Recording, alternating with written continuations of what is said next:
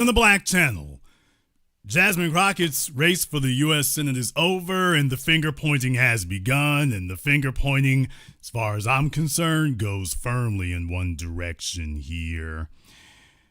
This is a map from the New York Times to show you how on top of this that they were. And the headline says it all. How Latino voters helped Tallarico win in Texas. And that is the headline. That is the takeaway. That is the lesson right there. What I'm going to do is I'm going to go ahead and zoom in on this a little bit because I want you to see exactly what it's trying to show you here. Long story short, the darker blue that the areas are, those are the areas with more Hispanic voters, i.e. white Latinos. The areas that are more purplish there, you're going to have more black voters, what it's saying. And so that's the kind of thing you're looking for there. So it shows you on the map here, and as usual, you can see who carried the day, and you can see who carried things. I want to read to you from the New York Times article, though, so you can see exactly what they're saying about this. They had a whole gaggle of people working on this. Ashley Kai, Jeff Adelson, Jennifer Medina, J. David Goodman. All right. It says, James Tallarico's victory in the Democratic Senate primary race in Texas was powered in part by a sizable advantage among Latino voters, a sought-after group the Democrats are hoping to win back. Latino voters, historically a Democratic-leaning group, have been slowly shifting to the right, including a significant move toward President Trump in 2024. This year's midterm elections will be closely watched to see whether these voters who were moved to support Republicans 2 years ago can be persuaded to back Democrats again. In the Texas counties with the highest shares of Latino voters, Mr. Tallarico outperformed his Democratic rival, Representative Jasmine Crockett, by wide margins. And while it's difficult to draw conclusions from a Democratic primary about how he might perform in a general election, the results showed Mr. Tallarico, a state representative, with strength in some key areas. Let me show you what they're referring to there. They're referring to this particular graphic here. You can see for James Tallarico and Jasmine Crockett, in the counties where there were more Hispanic voters, he got 60%. She got 38%. Where there were more black voters, it was basically the inverse. He got 37%. She got 61%. Where there were more white voters, now is that whites who identify as whites or Latinos who identify as white, whichever one it may be, where there were more white voters, he got 54%, she got 45%. So that's the breakdown that they're referring to there. They go on to say here that in El Paso, for example, where Latinos make up more than 80% of the county, he won 62% of the vote. In Bexar County, which includes the predominantly Latino city of San Antonio, he received 57% of the vote. Mr. Tallarico had significant advantages in both time. He entered the race months before Ms. Crockett and campaign cash. That allowed him to target advertising to Latino audiences earlier, his campaign consultant said, and to reach voters on social media and during sporting events. I would actually downplay that to a certain degree, actually, but okay. In several counties along the Mexican border where Republicans have made some of the most significant gains in recent years, that's right, the closer to Mexico you get, the more Republican that they get in Texas. Mr. Tallarico dominated with double-digit leads over Ms. Crockett. He formed an alliance with Bobby Pulido, a Tejano music star who won his own Democratic primary on Tuesday in the 15th Congressional District. In Hidalgo County, where much of that district is located, Mr. Tallarico won 67% of the white vote, compared with just 30% for Ms. Crockett. He performed roughly as well in Cameron and Webb counties, which also sit at the southern tip of the state. The Democratic primary highlighted the stark racial divisions in many areas of Texas. Don't you mean America? A diverse state, really, where Latino residents make up about 40% of the population. Mr. Tallarico dominated in Austin and its suburbs, which have large numbers of white voters. Black voters favored Ms. Crockett even more in urban neighborhoods and in East Texas, where many black Democrats live.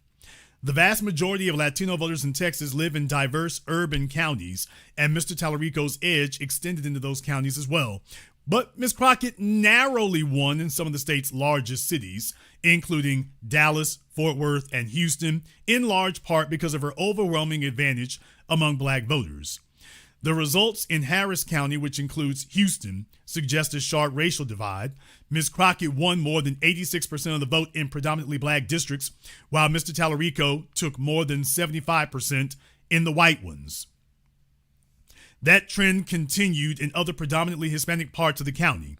Mr. Tallarico won in precincts with a mix of Hispanic and white residents, but lost in neighborhoods with large black and Hispanic populations. Okay. Mr. Tallarico's campaign used his message of faith and political. You get the rest of that. You get the rest of that. And I have to say here, when you take these things into account, here, there are some lessons to be learned in this regard. There's some lessons to be learned in this regard because this is one of those situations where the Democrats sat up here and were, as usual, they want the black vote. And no, it is not because of the factors that they're telling you about here. That's not actually the factors that are at work. Not really. Not really.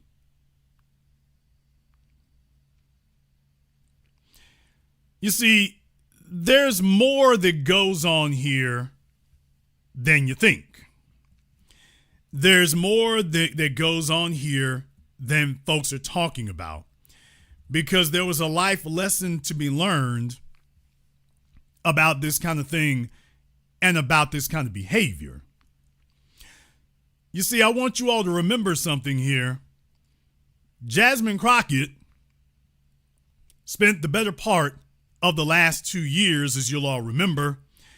Jasmine Crockett spent the better part of the last 2 years lecturing all of us and telling all of us about how necessary illegal aliens are. What? Damn! Remember? Jasmine Crockett spent her time telling us about what American workers won't do and who's gonna pick the beans and who's gonna work out in the fields. Remember that? Why, she was very strong and very defiant to tell all of us that we needed the illegal aliens here.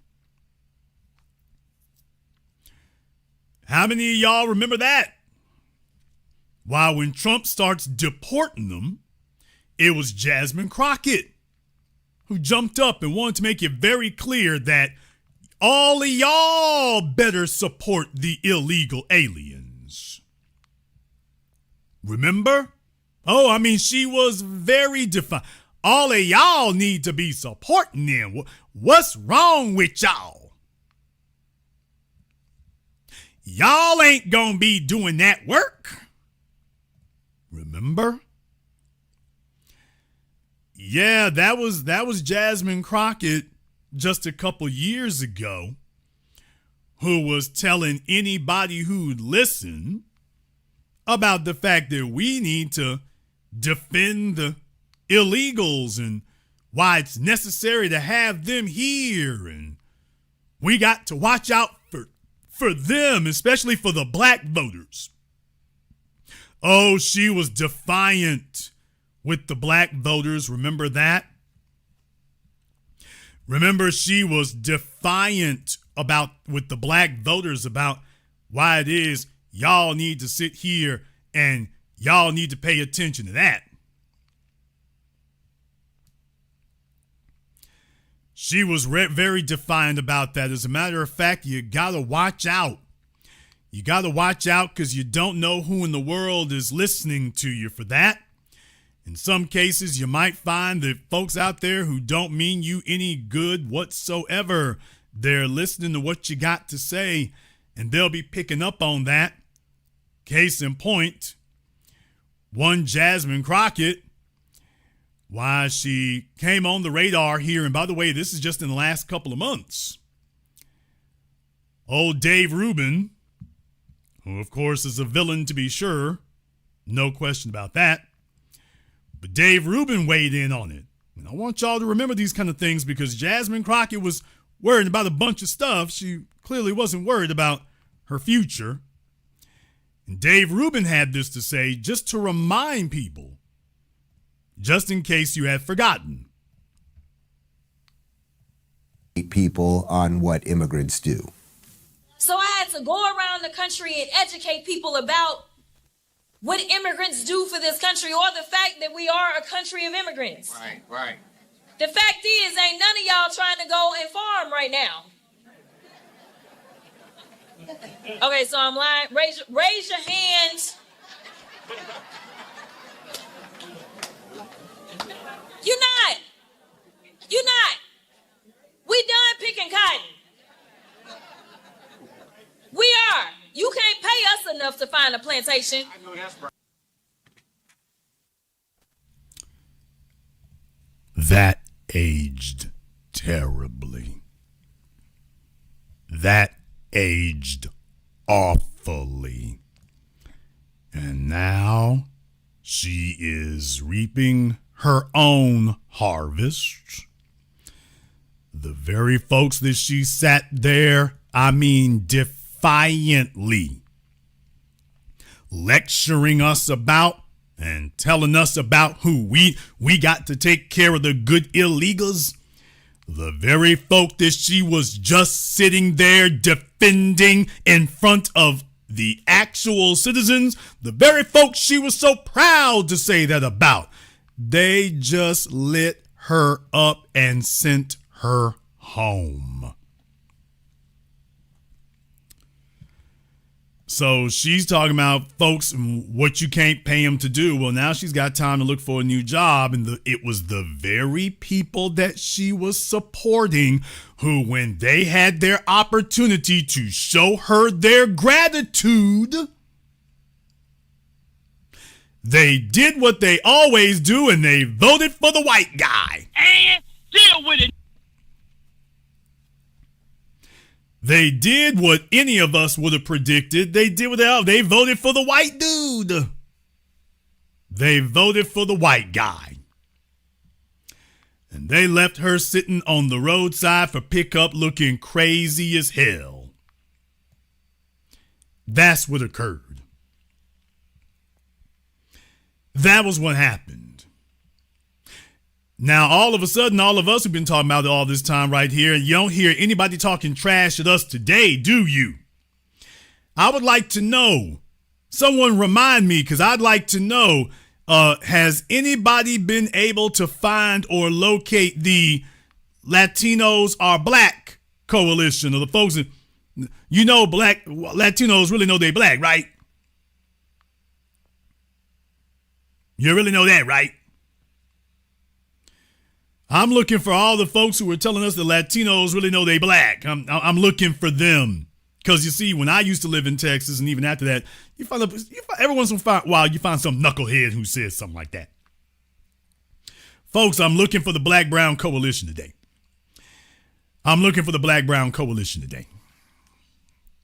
I'm trying to find it because Jasmine Crockett just got smacked on the ass like an unruly stripper. And I'm looking for the Black-Brown Coalition today because she was stomping hard for him. Y'all heard that? She was stomping hard. She said this nation was built by who? So I had to go around the country and educate people about what immigrants do for this country, or the fact that we are a country of immigrants. Right. The fact is, ain't none of y'all trying to go and farm right now. Okay. All right, Lame the Stallion. Yeah, this aged horrifically. So she's letting you know that she was a spokesperson, not for us, but for the illegals. She had her head screwed on correctly. Her job was to be the chief prosecutor for the illegals. And as I said, they have shown their gratitude.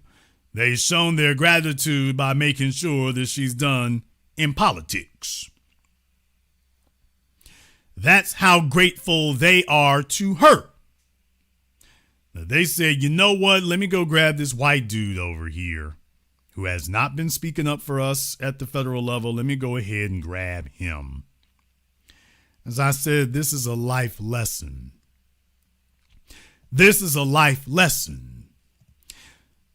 This is a life lesson, but especially a lesson for the Democrat Party here. I want them to understand something.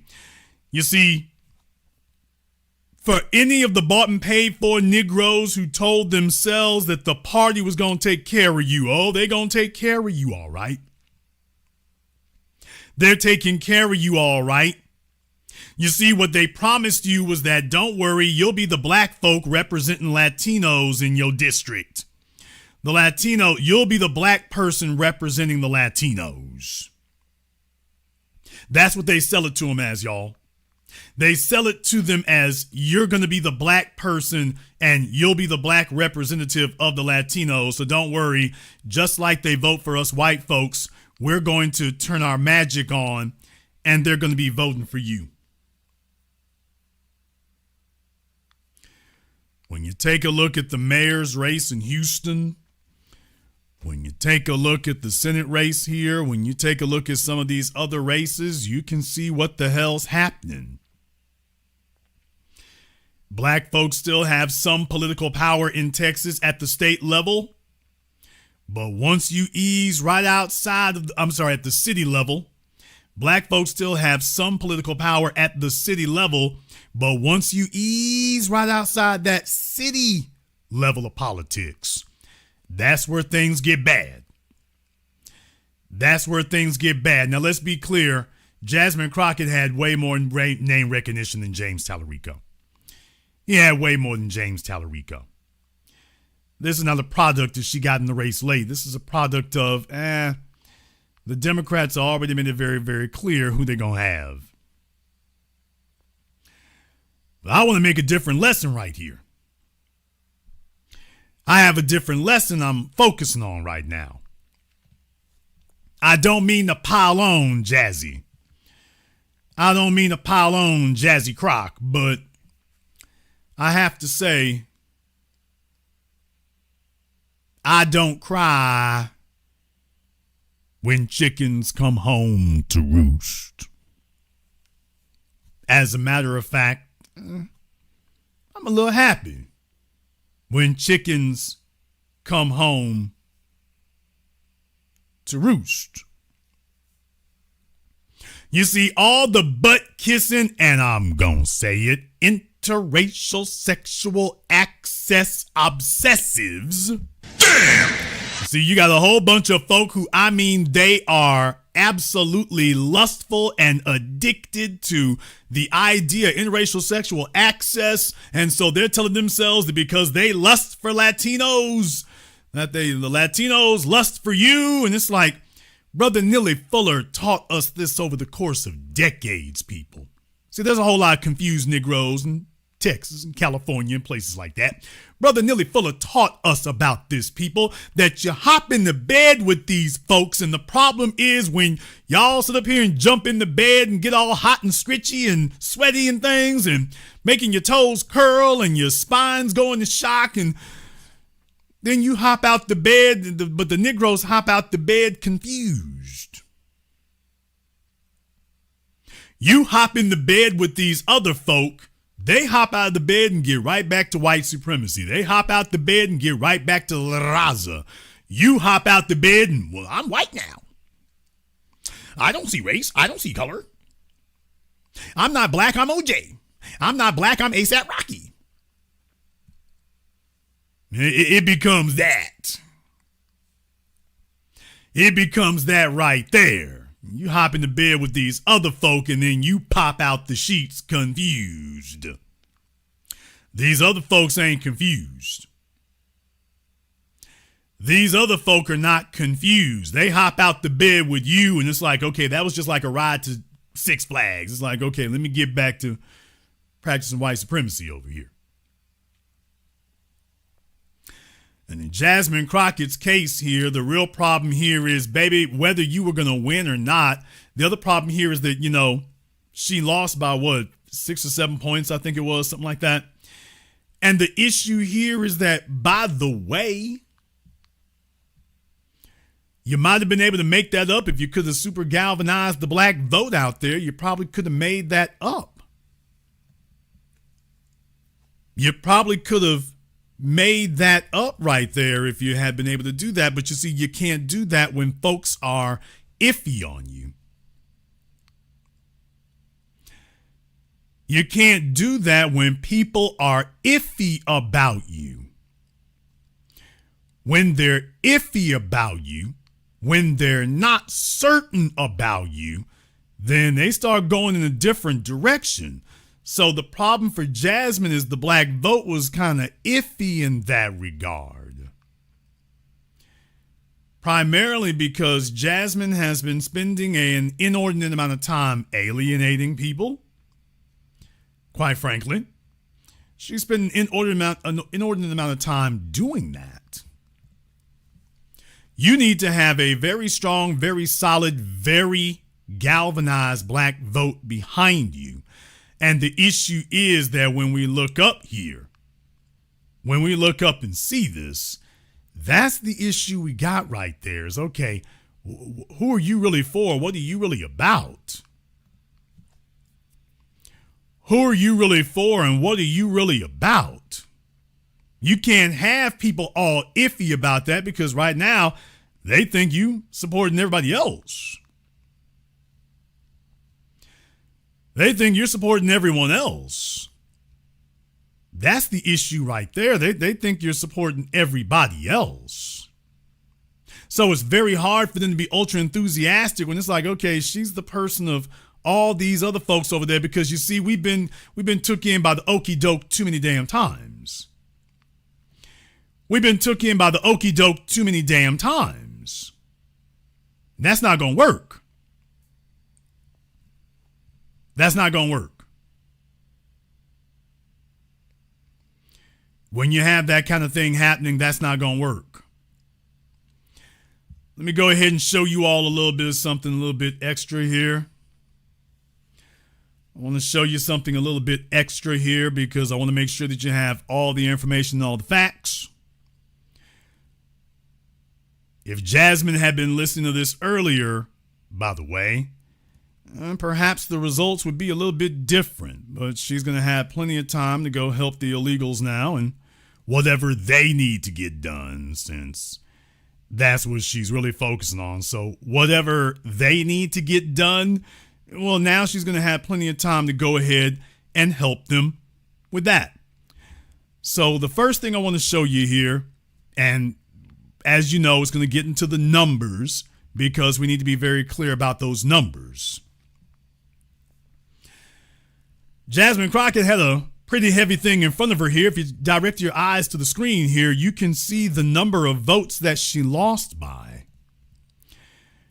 When you go and you take a look at the numbers here, she lost by 144,156 votes. Damn! People, that's not a little bit. That's not a little bit. She lost by 144,000, over 144,000 votes. So this wasn't a squeaker. This wasn't a nail biter. This wasn't a photo finish. This wasn't a too close to call. It wasn't even close. Even if she had gotten all the votes from this Ahmad Hassan guy, even if she had gotten all his, that wouldn't have did nothing. That's how bad it was, is that even if the other fella had dropped out and she had gotten all his votes, it still wouldn't have changed the outcome. It wouldn't even come close to changing it.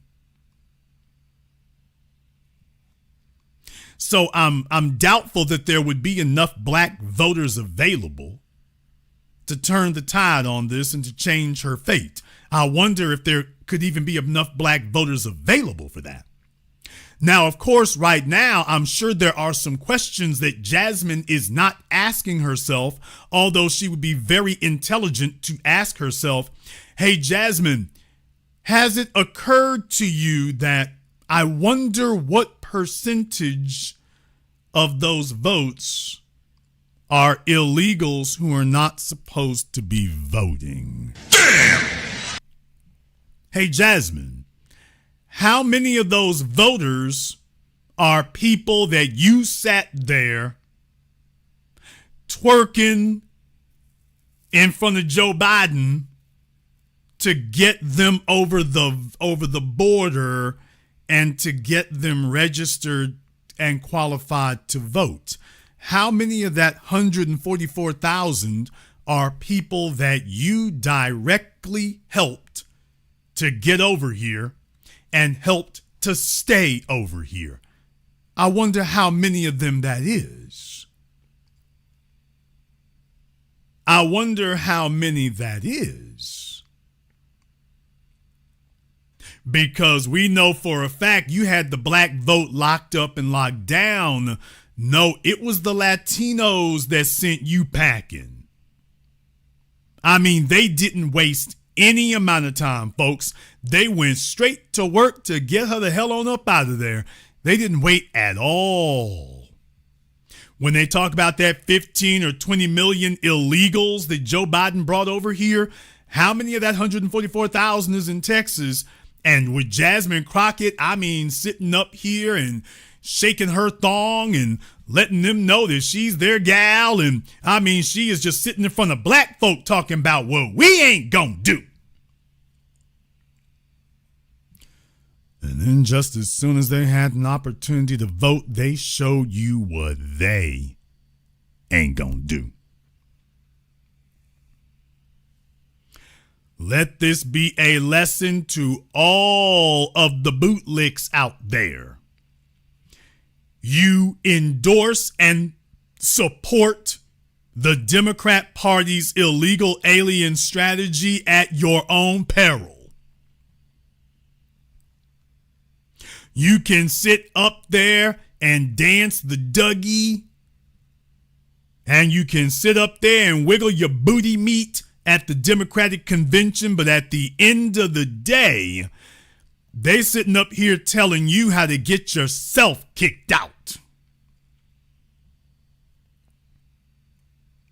They're sitting up here telling you how to get yourself kicked out, because that's the plan. The plan is for you to deliver the black vote for white Democrats, and at the end of the day, you're going to get kicked out with everybody else, because their goal is to neutralize the black vote, so that the black vote becomes marginalized and becomes nothing more than a swing vote, but it doesn't become dominant, so that when politicians run for office, they got to present tangibles up front. So it doesn't, the goal is to make sure it doesn't become dominant.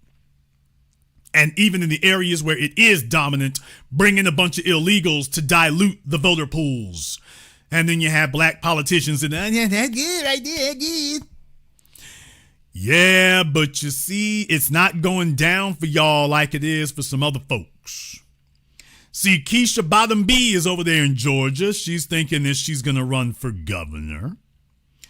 Keisha's over there in Georgia now. You see, the Democrats kicked her out from being mayor of Atlanta because Biden was thinking about his own future. And of course, he didn't realize he didn't have one. And now Keisha thinks that she's laid low long enough and she wants to see if she can run for governor. We'll see how that goes, because I'm just telling y'all right now, if Marjorie Taylor Greene throws her hat in the ring to become governor, the race is over. The race is over. However, some of them who got sent packing a little while ago, you're noticing some of them trying to creep back in there, but the rest of them can't. Let's go ahead and take a look at some other folk here. Anybody remember Drunk Uncle Lightfoot? That's the sound clip for her alarm clock. That's her alarm sound clip that she's got on her phone. That's the wake up alarm clip she has on her phone.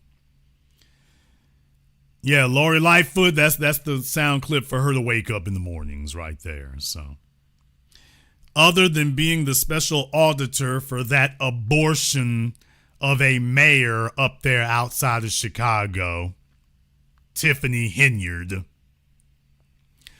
Other than being the special investigator to get Henyard out of there, tell me, what else has Drunk Uncle Lightfoot been doing, y'all? No, Stacey M1 Abrams. Damn! Yeah, Stacey M1 Abrams. Look it up. Yeah, y'all, Stacey M1 Abrams, she had to take that little old money that Joe Biden gave them from them scam, environmental things she was back, and she had to go grab that little old money from that, and that's it. That's a wrap. That's a wrap. Old Stacey M1 Abrams, that's a wrap for you. Yeah, y'all, Drunk Uncle Lightfoot, Bottom B, Stacey Abrams. You do this stuff at your own peril. I cannot promise you that you'll win the election. What I will tell you is that you will not have a future at it because the Democrats don't want anything for you. And you got too many of them. You talk about we need some young folk. Jasmine Crockett was the young folk. When they talk about the Democrat Party needs new blood and young people, Jasmine Crockett was the new blood and the young people. That was Jasmine Crockett. Those are your, quote, young folk, your young black folks. That's them. As soon as she got there, she starts buck dancing to support policies that are going to get her the hell up out of there. At the very least, if you were going to go out, at least go out with your boots on. At least go out speaking against this stuff and saying we can't support this. If you're going to lose anyway, at least go out with your damn dignity. And what she did was sit up here and I don't know if she had her boots on. I think she had her thong on, and out you go here, and that's the end of that. That's the end of that. When those kind of things there happen, that's where you're going to be. And all the folks who are promising you that it was going to be a different thing, hell no. They dropped that Texas brick on her like a boulder. Anybody and their mama could have seen what the hell was going on, but she wasn't ready for that right there, so that's what happened to her. That's what happened to her.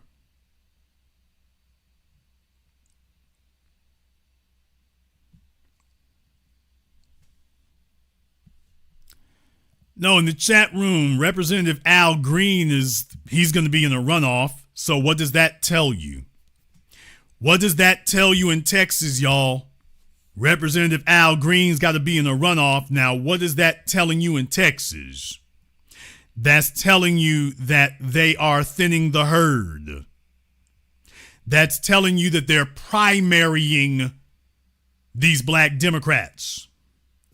That's what it tells you. That tells you that the Democrat Party is primarying them. That's what it's telling you. Do you understand that? That's what they're doing.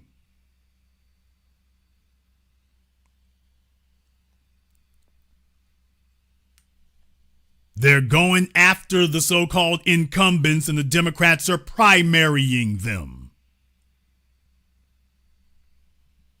And spoiler alert, they're not bringing in bigger and blacker candidates. They're not doing that.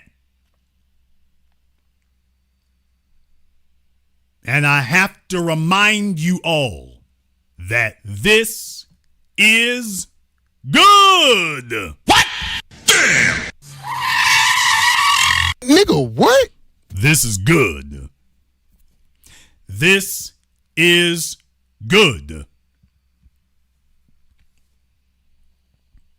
Jason, how can you say that? How can you say that this is good? This is good because understand something, folks. People don't believe us by what we say. They believe us by what we do. They have to believe us by what we do. If we tell you that supporting these Democrat policies of displacing the black vote and replacing it with illegals, if we tell you that it's going to end in disaster, at some point it's got to end in disaster. Jasmine Crockett and Al Green were sitting up there dancing the two-step for the illegals. They were dancing the two-step for them and whatnot, and y'all need to be handling our business. What they should have been doing was supercharging Dallas, supercharging Amarillo, supercharging Houston, supercharging Austin. That's what they're supposed to be doing, is supercharging those places for us. Now, that's what's supposed to be happening, but that's not what they're doing. They sit up here and just expect the black vote to show up, and it's like, oh, good, let me go run for every damn body else. And what they're still doing is thinking that the old civil rights generation runs things. That you can sit up here and talk all crazy and whatnot, and don't worry, the old fossils of the civil rights generation will bail you out. That Rolling the Bowling Ball Martin is going to put down his Baconator long enough to come help you. That's what they got you thinking. That these other folks here are going to stop what they're doing just long enough to come help you with that, and that's not what they've done. By the way, one more thing, folks. Remember, Rolling the Bowling Ball told you all that we gonna turn Texas purple. How's that working out? By the way, how is that working out now?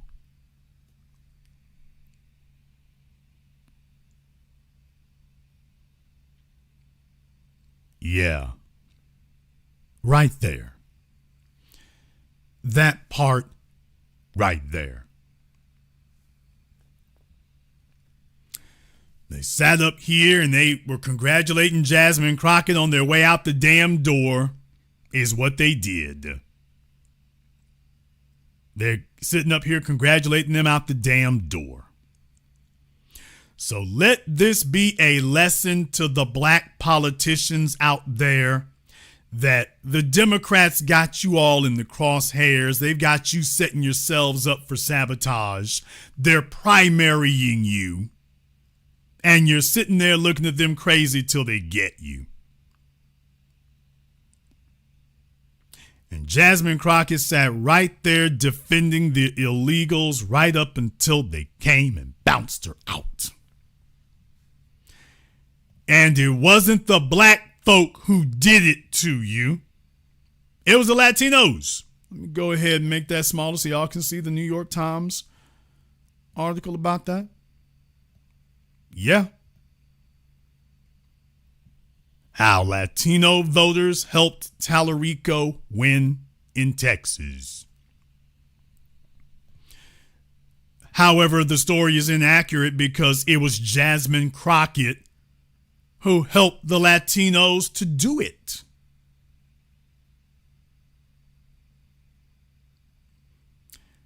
It's Jasmine Crockett who helped him to do it. In the chat room, Easy006, I'm so glad you said that. We're going to have you call up here in just a few moments since you've had a lot to say. We're going to make sure that you have an opportunity to go ahead and say all of that. So thank you very much for weighing in. We're definitely going to make sure that you have the opportunity to enlighten us on the rest of it that we're not getting.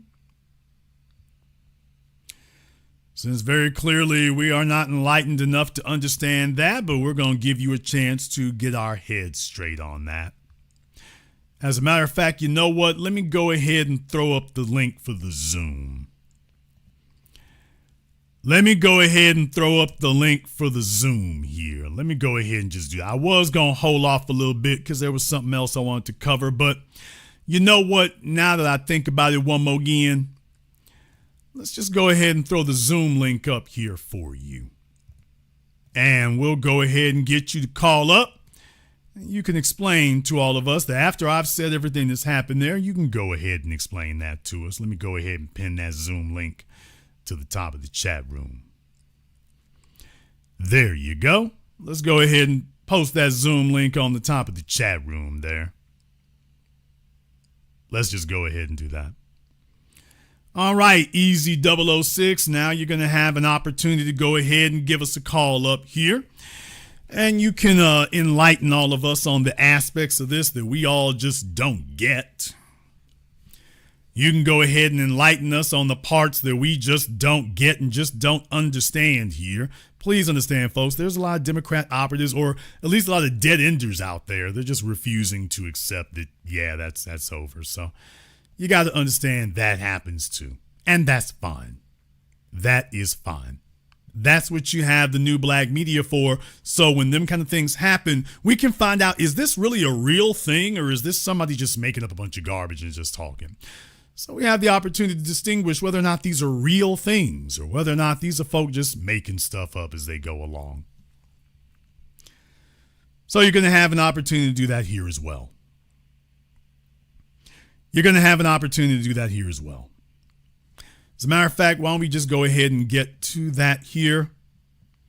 We're going to go ahead and take a very brief commercial, non-commercial break. When we come back here, Easy 006 and anybody else there who gets told to call in about that, they'll have a chance to call us up and let us know exactly what we're missing there. Let us know exactly what we're missing. In the meantime, here, before we do, I want to thank everyone who has contributed to support tonight's program on PayPal, Super Chat, Venmo. Shout out here to Miss Nancy King. Thank you very much for your support tonight, Nancy. We appreciate that. To my man, Mr. Chadwick. Thank you very much for your support here tonight as well. We appreciate that. To my man, Mr. Richburg. Thank you as well to Mark B, Tomo, Denise Bowler, my man, Sir Shy, Tom Slick, and everyone else there in the Super Chat. Thank you very much for your support here tonight. We are going to take a very brief commercial, non-commercial break. When we come back here, we'll take your calls. We're going to cover a couple of other things here and more. This is the Black Channel. The teacher, knowledge on the block. Got the kids learning, minds open like a lock. Books and skills from the east to the west. Bringing education, yeah, we're simply the best. Classes on fire, brains burning with desire. Innovation driving like a tire through the mire. Math, science, history, we got the whole range. Kids hitting new heights, teachers making a change. Used to be the teacher, stacking up the grades. Future bright, shining, no need for no shades. Got the youth thriving, moving up the ladder. Smart and sharp, brains growing fatter. Lessons so lit, yeah, they stay in a blaze. Every mind sharp like a sword in the haze. Mr. B in the house breaking knowledge chains. Education kingpin, we repping the gains. Used to be the teacher.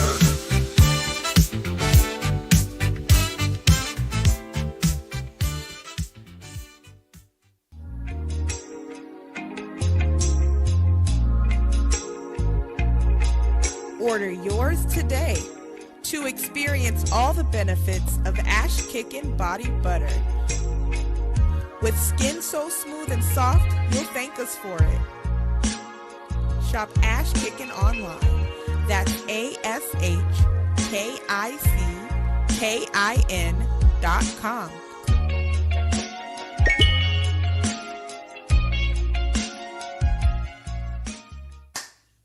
Hi, this is Brenda Starr, creator of Poetry with a Purpose and author of the book Pressed But Not Crushed.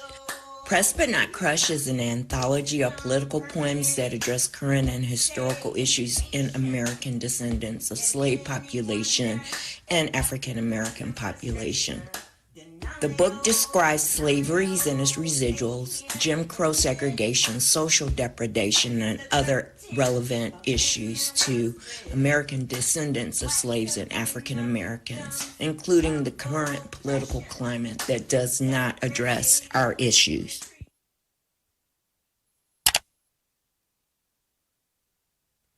This is the Black Channel. I am your host, your brother, your humble servant, the Black Authority. Very glad to be with you all here this evening here.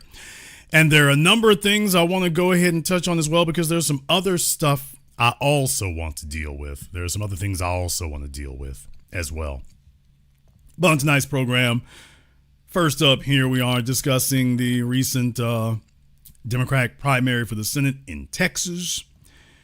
Jasmine Crockett specifically did not get the Latino support. They supported her challenger, James Tallarico, and Jasmine Crockett is out. And that's the way the cookie crumbles.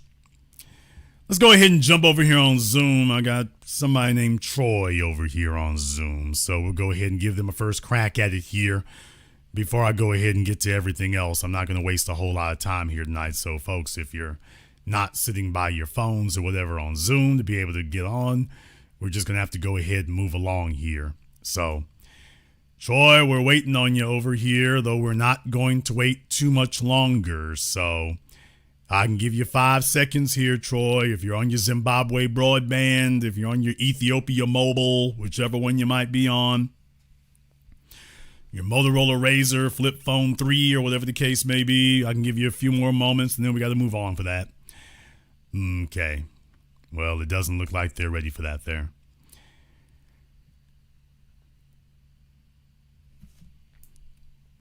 No, the Democrats have not learned their lesson. No, the Democrats have not learned their lesson from it. Do not be deceived in thinking that's the case. They have not learned their lesson. Let me go ahead and jump back over here on Zoom one more time here for somebody I'm pretty sure will be answering, assuming, of course, they're not too far away from their phones either.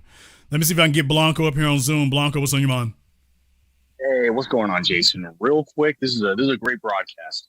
It's so sad watching.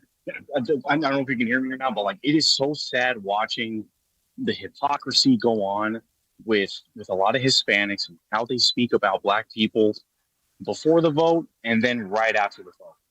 So I couldn't agree more with whatever's going on in this broadcast, because I hear it all the time within my own family, friends, whatever, that behind closed doors, there's a lot of opinions about Black people that, hey, like that's not okay, dude. That's not okay to say, whatever, like, oh, they know it. No, dude, that's not cool to say that shit.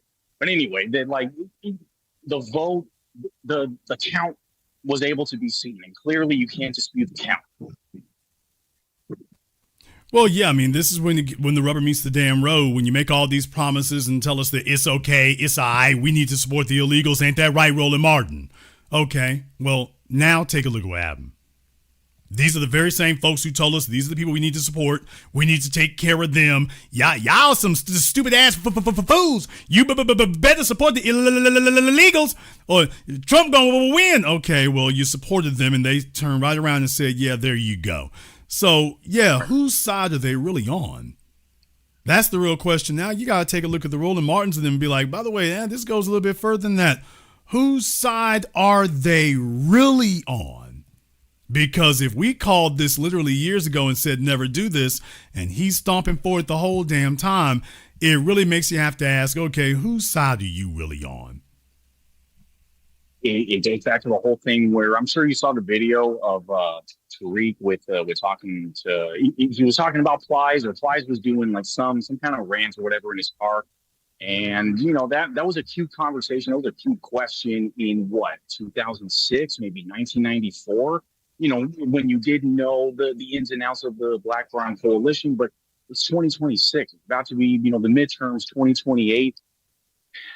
To land my plane, the question I have is, what does it actually take for just people to finally just come to grips with, you need to stop voting based on some emotional attachment or whatever. You don't like that person's policy. If that person's not going to work for you and with you, that they don't deserve your vote.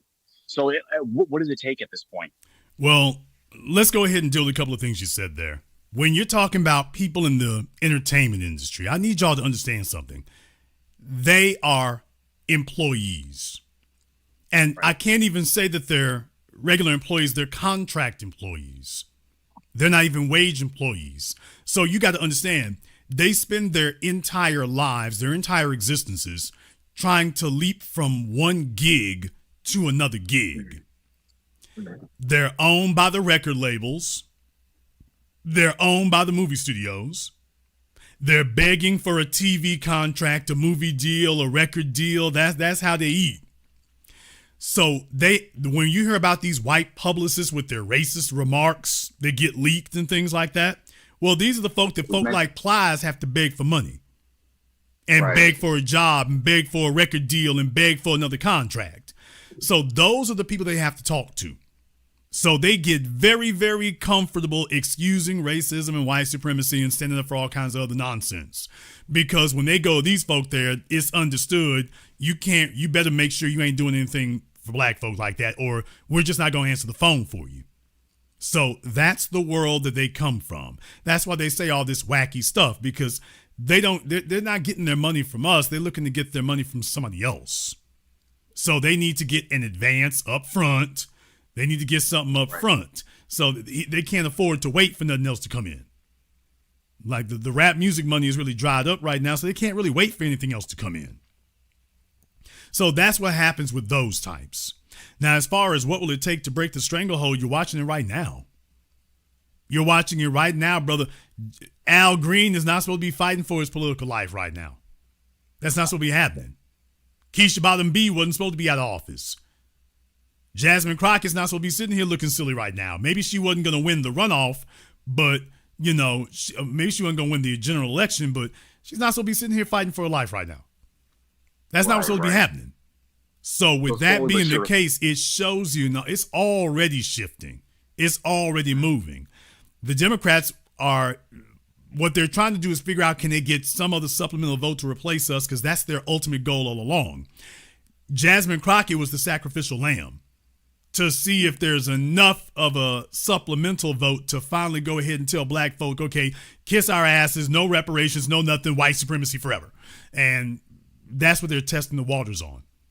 And the real problem is that the numbers actually support that she could have won, but she would have had to be a lot more solid before now and a whole lot more focused, which she hasn't been. What they're finding is that the bootlicking coalition vote is not as big as they thought it would be, or that they hoped it would be.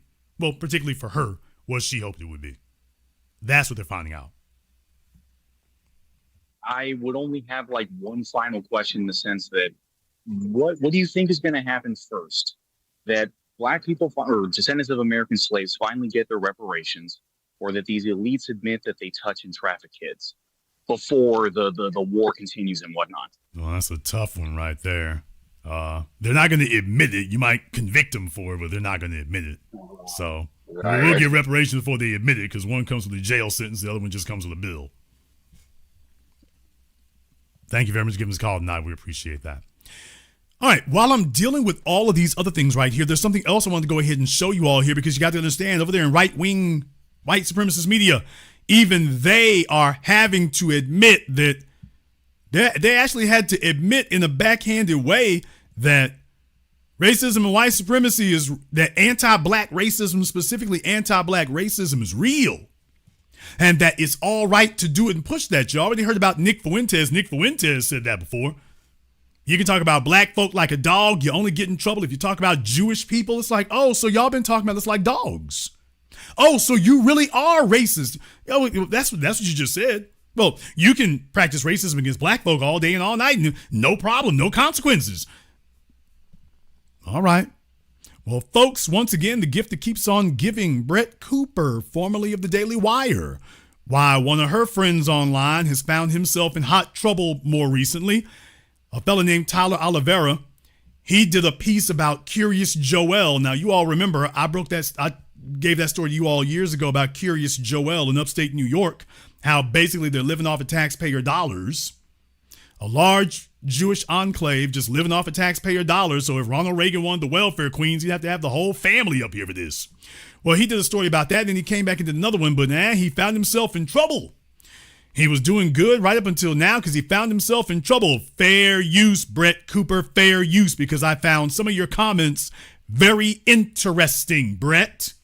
By the way, because Tyler says the same thing. She's not the only one who says it. Tyler also says the same thing. Now, he's one of these guys who goes around, quote, doing documentaries or doing news stories. You know, he was talking about the Somalis in Minnesota. So it's one of the people, oh, take a look at these, the most racist black people in America was one of his videos. He did a video, the most racist black people in America. So he's one of those kind of people. He's one of those kind of folk. Well, he decided to do some stories about the Jews. And, well, it went about as well as you would expect. So the world loved Nick Shirley and Tyler Oliveira when they were exposing Somali fraud, the daycares, when Tyler was exposing the cat-eating Haitian immigrants, but now... What? Oh, you heard that. She comes right out the gate. Why, they loved him when he was exposing the Somalis and the cat-eating Haitians. So she comes right out the gate acknowledging that. Well, everything was fine. Everything was swanky back then. It's a whole lot rockier today. So the world loved Nick Shirley and Tyler Oliveira when they were exposing Somali fraud, the daycares, when Tyler was exposing the cat-eating Haitian immigrants. But now that Tyler has released multiple videos looking into a welfare-dependent Jewish community in New Jersey, and Nick is encouraging it and supporting him, well, the internet is, of course, turning on them and calling them anti-Semitic. It is incredibly hypocritical, in my opinion, and we will talk about why, but it is also very par for the course. Now, you guys might remember, but I have talked about both Tyler and Nick on this show recently. We talked about Tyler a few months ago while he was getting canceled by the online Indian community after going to the Indian poop throwing festival. Okay, well, just in case some of you are having late dinner, we'll just go ahead and skip that part, is what we'll do. However, I want to go a little bit further ahead because I'm very glad that Brett throws that out there, that, by the way, she'll come back and talk about that. You know what, Brett? Why don't we go ahead and just cut to the chase there and just get right to the talking about it part? Because, yes, I think that's actually very interesting about who it is that you all feel that you can go after and attack, and that it's okay when you do it, and nobody has a problem when you do it. Well, Megyn Kelly said that if you do something to black folk, there's going to be a bunch of people marching and protesting, and yet here's Brett Cooper and all the rest of them saying, by the way, yeah, that doesn't happen. You can attack black people up one side and down the other, and nobody's gonna say anything. Which is the point I'm bringing up. Yes, you can attack black folk all day, and ain't nobody in white society gonna say anything. There's not gonna be an uproar. Matter of fact, you'll get pats on the back.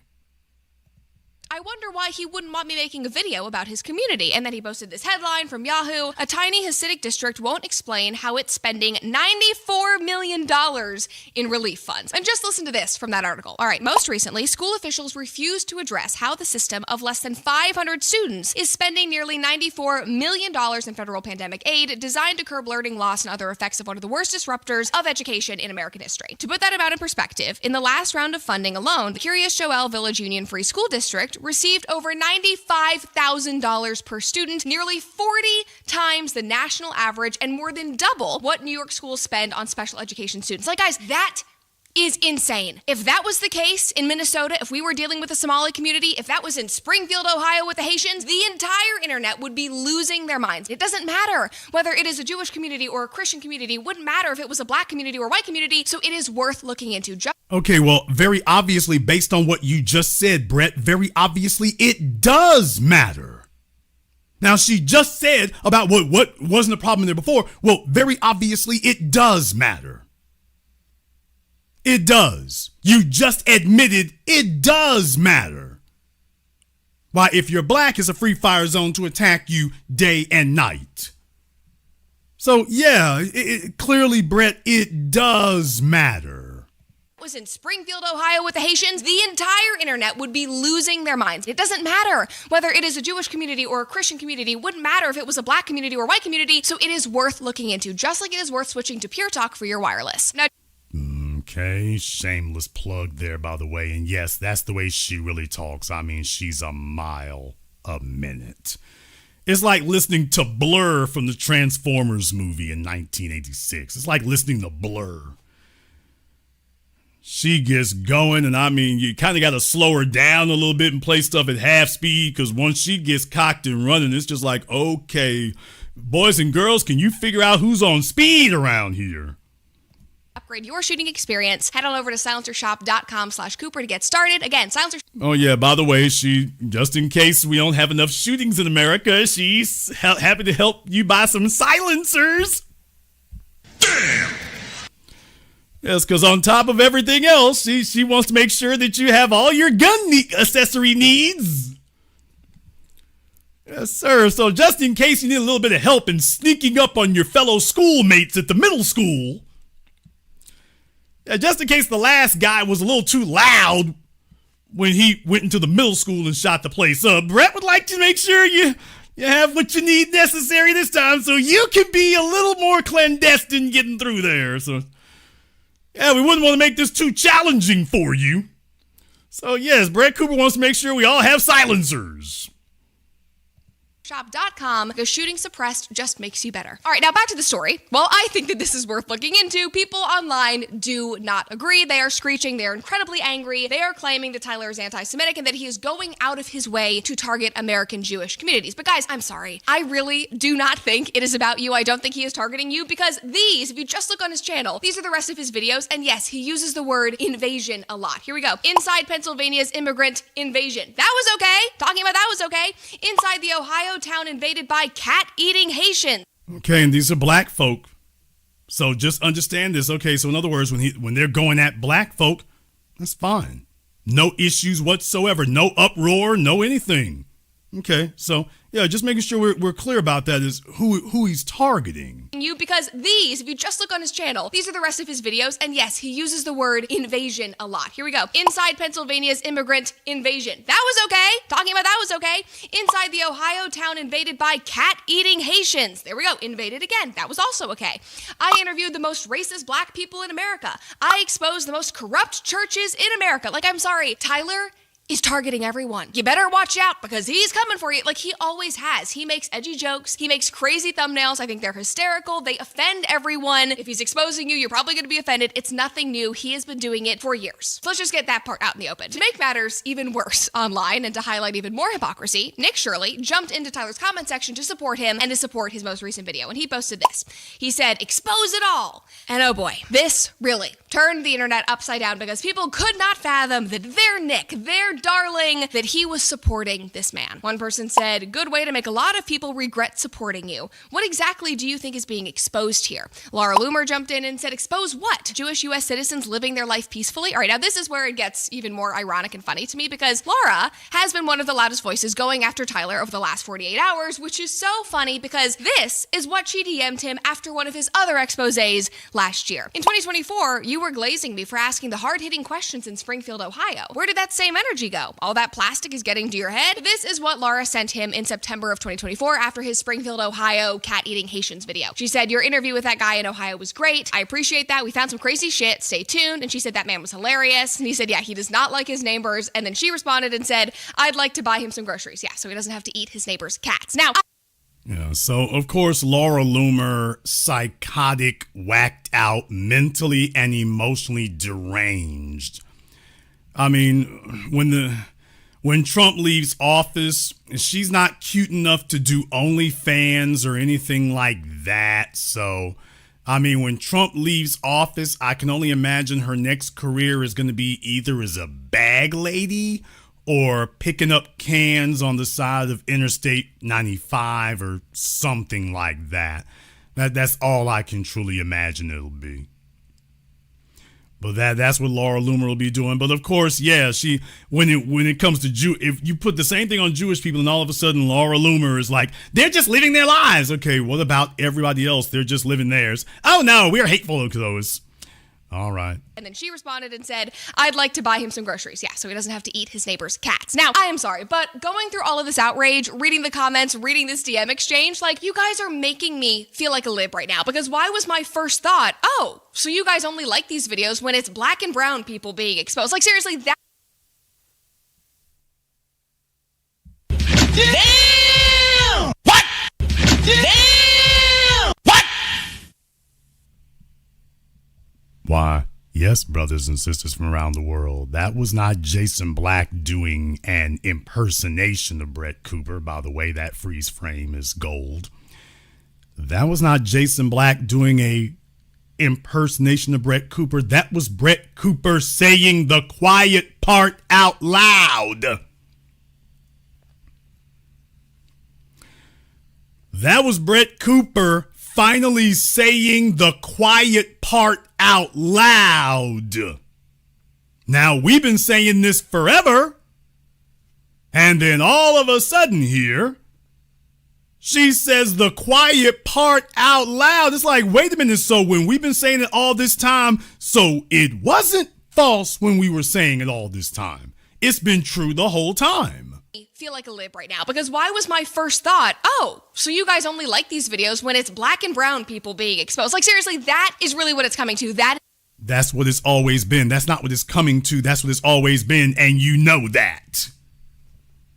That's what it's always been. Y'all have made whole careers and empires off of attacking us.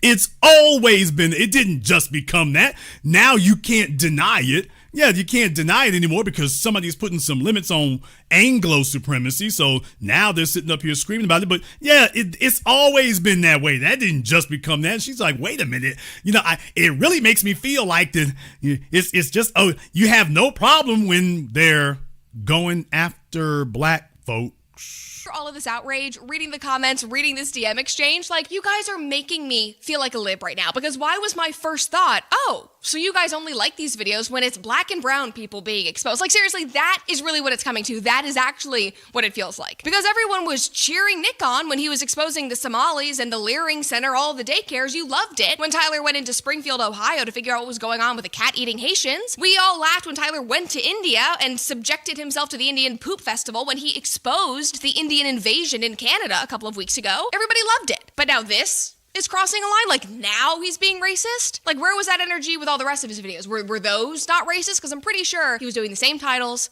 the same type of video, the same thumbnails, but now something is different. The irony is glaring. Now, man. Yes, sir, indeed, folks. And these are YouTubers with millions of subscribers, by the way. Tyler Oliveira has millions of subscribers. Brett Cooper has millions of subscribers on social media, YouTube. So we're talking about people with millions in their following. Millions. And yeah, now they're crying foul. And by the way, Tyler Oliveira already did a video about this. He already did one about this as well. As a matter of fact, I'll see if I can find it for you all here real quick. But Tyler did one about that because he got his Patreon shut down. He got his Patreon shut down, and it's like, yeah, there's a reason why y'all go after, there's a reason why you are particularly despicable and disgusting and reprehensible if you attack us. There's a reason for that. Because you're especially a bastard because we're the most powerless people in the room. We are the most powerless people in the room. What kind of subhuman savage makes it a badge of honor to attack the most powerless people in the room? Like, you could have an opportunity to go after somebody who could really do something, and instead you target the ones who you know don't really have the ability to fight back in parity. You should have been Curious Joel years ago, because that's a whole part of the damn state budget. Now, I want to show this to you all real quickly.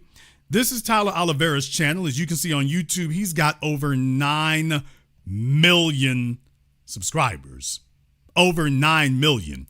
YouTube has promoted him. YouTube boosted him in the algorithm. YouTube shares his stuff just like they do with all the white YouTubers. Now they suppress and bury black YouTubers.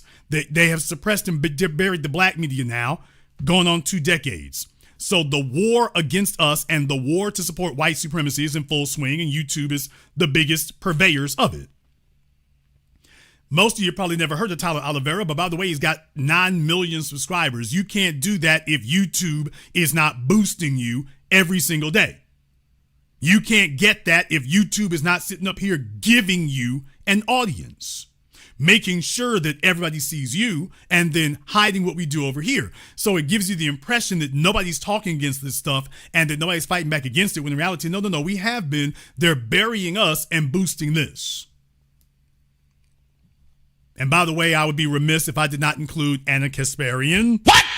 By the way, because Anna Kasparian, I'm going to come to her here in just a moment. Because I got to go back to Jasmine Crockett. I'm going to come to her just here in just a moment. But this is what Tyler Oliveira had to say. 24 hours. That's how long it took for Patreon to delete my account after I uploaded a video titled "I Exposed New Jersey's Jewish Invasion." No warning, no first strike, no option to take anything down.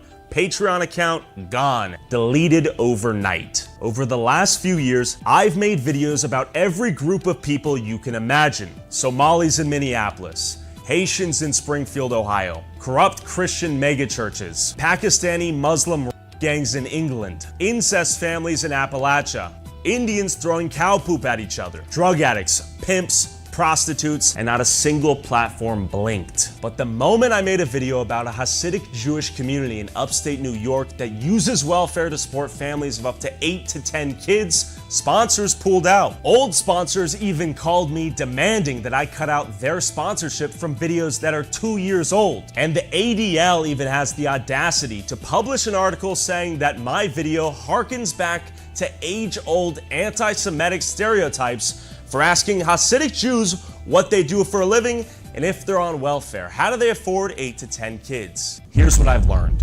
When they can't call you a liar, they attack your name. Okay, well, thank you for admitting at least there that, yeah, when you were going after black folk, nobody said a word. Well, but that was the reason that you did it. You went after black folk because you knew no one was going to say anything. Well, of course, the weakest people in the room, of course, because that's what big, courageous people do, is they go after the weakest people who can't fight back. I mean, YouTube literally censors us in the algorithm. Twitter, need I even say more? So, yeah, that's what they do there. So this is not natural selection. This is not natural selection, and this is not somebody, making things work. That's not what's happening. So let me go a little bit further here, because I would be remiss if we did not talk to our favorite sideways white supremacist, Anna Kasparian. Every time she has an opportunity. Now, remember, Anna Kasparian has been spending the better part of the last year, ripping the Democrat leadership in Congress, particularly Hakeem Jeffries. She has been saying that they're not fighting, they're not doing enough. Every time he says something, Hakeem Jeffries talks just like Tallarico, like a Sunday school pastor, nothing incendiary. And Anna Kasparian has been ripping him now for years, saying that he's too weak, he's too lame, he's got pathetic little statements, he's too soft. Well, we all know that Jasmine Crockett has never been accused of that.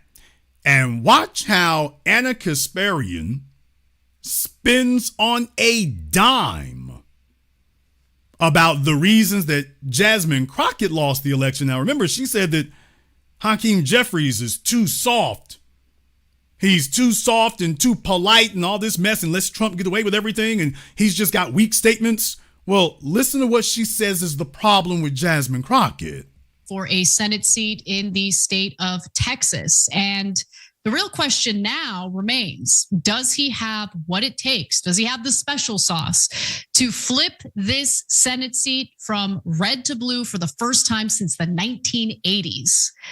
Now, let's talk a little bit about the primary race, because I think that it could be a teachable moment for members of the Democratic Party if they choose to see it as a teachable moment, because I think that there are people who kind of mistake what it means to fight, right? So for me, being a fighter doesn't mean trashing the other side. It means fighting for what's right. Okay. Oh, please. Oh, please. Oh, please. You all, this is Anna Kasparian. Anna Kasparian, who curses out conservatives, who flings insults every other sentence. This is Anna Kasparian, who will call you a monster, call you a Nazi, call you Hitler, and all of a sudden she's talking like she's Betty Crocker? And it's like, ma'am, do you realize that this is the first video you've ever made in all your years of broadcasting to say something this ridiculous? Like, we've all forgotten what you've done for the last 20 years, and out of nowhere, well, I mean, it doesn't mean trashing the other side. All she does is trash the other side. That's literally all she does.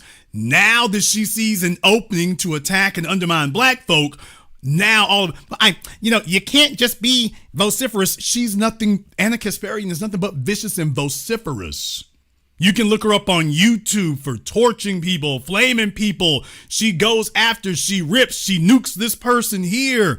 I mean, that's all she does. That's all the Young Turks do.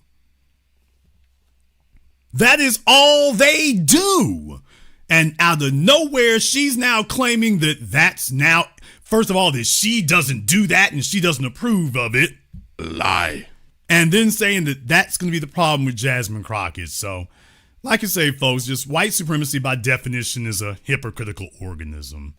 If they choose to see it as a teachable moment, because I think that there are people who kind of mistake what it means to fight, right? So for me, being a fighter doesn't mean trashing the other side. It means fighting for what's right. Okay, so just keep that in mind as I present the details of what happened to you. So if nothing else, Tallarico's messaging was more appealing to Texans than Crockett's was, which again, I think could be a teachable moment for Democrats. So Tallarico got about 52% of the vote, whereas Jasmine Crockett received about 46%. Now here is Harry Enton with a little more data on how this race played out. And then I'll talk about their differences in style, even though we're talking about two actually. So the turnout among Democrats was pretty strong in this race, which means they were super motivated to get involved. And when you take a step back and you think about the two different candidates, I mean, consider the fact that you have Jasmine Crockett, who really made a name for herself as being like this firecracker who's willing to, rhetorically speaking, fight against the right. Now, there were some things in her record that were concerning. We'll get to that in just a moment. But Tallarico presented himself as a populist candidate and also an individual who is guided by his faith. And okay, well, she attacks Hakeem Jeffries for doing that. Everything that Tallarico does, that soft-spoken civil Sunday school teacher thing, that's everything that Hakeem Jeffries does. And she has attacked him nonstop, day and night, every single day for doing that. That's exactly what she's done. I want to document this because these are your so-called liberal friends. I personally do not have any problem with that. I have nothing against people of faith. I do have a problem with people who use their religion to control others. I don't get that sense from Tallarico at all. And so I think that his messaging was just a lot more effective because I know it doesn't seem this way to a lot of people, but my sense is that most Americans are exhausted. Most Americans are tired of the division. They're tired of nothing ever getting done. They're tired of like the hyper partisanship, the polarization, and, the inability to come together as a country. Tallarico cut through that and had a message of unity and love. And you would think, okay, well, in an era where Democratic voters really want to fight her, Tallarico is not going to be an appealing candidate. But apparently nothing could be further from the truth. Well, apparently nothing's further from the truth for you either, because you just said that's what you valued and what you want, even though you are the most vociferous, venom-spitting serpent in the room. So, like I say, basically, all I can say is that the mental schism that must possess these white supremacists, where they just shift from one thing to another minute by minute. No wonder so many of them are clinically insane on antidepressants. They're on hypertropic medications. Yes, I know I said that. I mean, there's a reason for that. When you see that this is the kind of thing that happens here, this goes beyond just a difference of opinion. This really goes veering off into, okay, what kind of mental psychological setup can sit up here and do things like that? Because it damn sure isn't a consistent one. I mean, it's not that. That's not what can do that. So, I mean, it's just real weird, man. It is just real weird. Oh, I say weird. I mean, it's white supremacy. So, I mean, make of it what you will. It's white supremacy, so make of it what you will. But for those of you who are familiar with Anna, I mean, she's made a career doing that. So for her to jump up and all of a sudden that's not a problem and she wants everybody to be nice and kind, well, why are you? Then you should already be supporting Hakeem Jeffries. That's all he does. That's all he does. All he does is the nice and kind thing, and Anna has attacked him for years for doing just that. Then she said, well, Democrats want to fight her right after she says she doesn't want one. Right after she said that she doesn't want it. So the Democrats saying the problem is y'all are too milquetoast and too soft, and we need somebody who's going to take it to Trump and call him out and going to fight. All right, Jasmine Crockett did that. We need somebody nicer and kinder. That's the issue right there. We need somebody nicer and kinder here. You shouldn't be doing that. We need somebody who's nicer and kinder. We don't need somebody who's sitting up here with all the division. You know, there are serious things going on out there, but we don't need people with all this division. We need to be bringing Americans together just because we don't need folk, promoting all this division. We need somebody who's going to bring people together because that's what Anna Kasparian is most concerned about is, quote, bringing people together and not attacking them and not fighting with folks all the time. And it needs to be easier than that, right? Oh, well, I'm very glad you said that, Anna, because, well, right before that, you were on Piers Morgan. Right before that, you were on Piers Morgan, and, well, I'll let the rest go ahead and speak for itself here, folks. This is Anna Kasparian, the kind, gentle, civil, can't we all just get along as Americans? We're tired of the division and the hatred and the anger.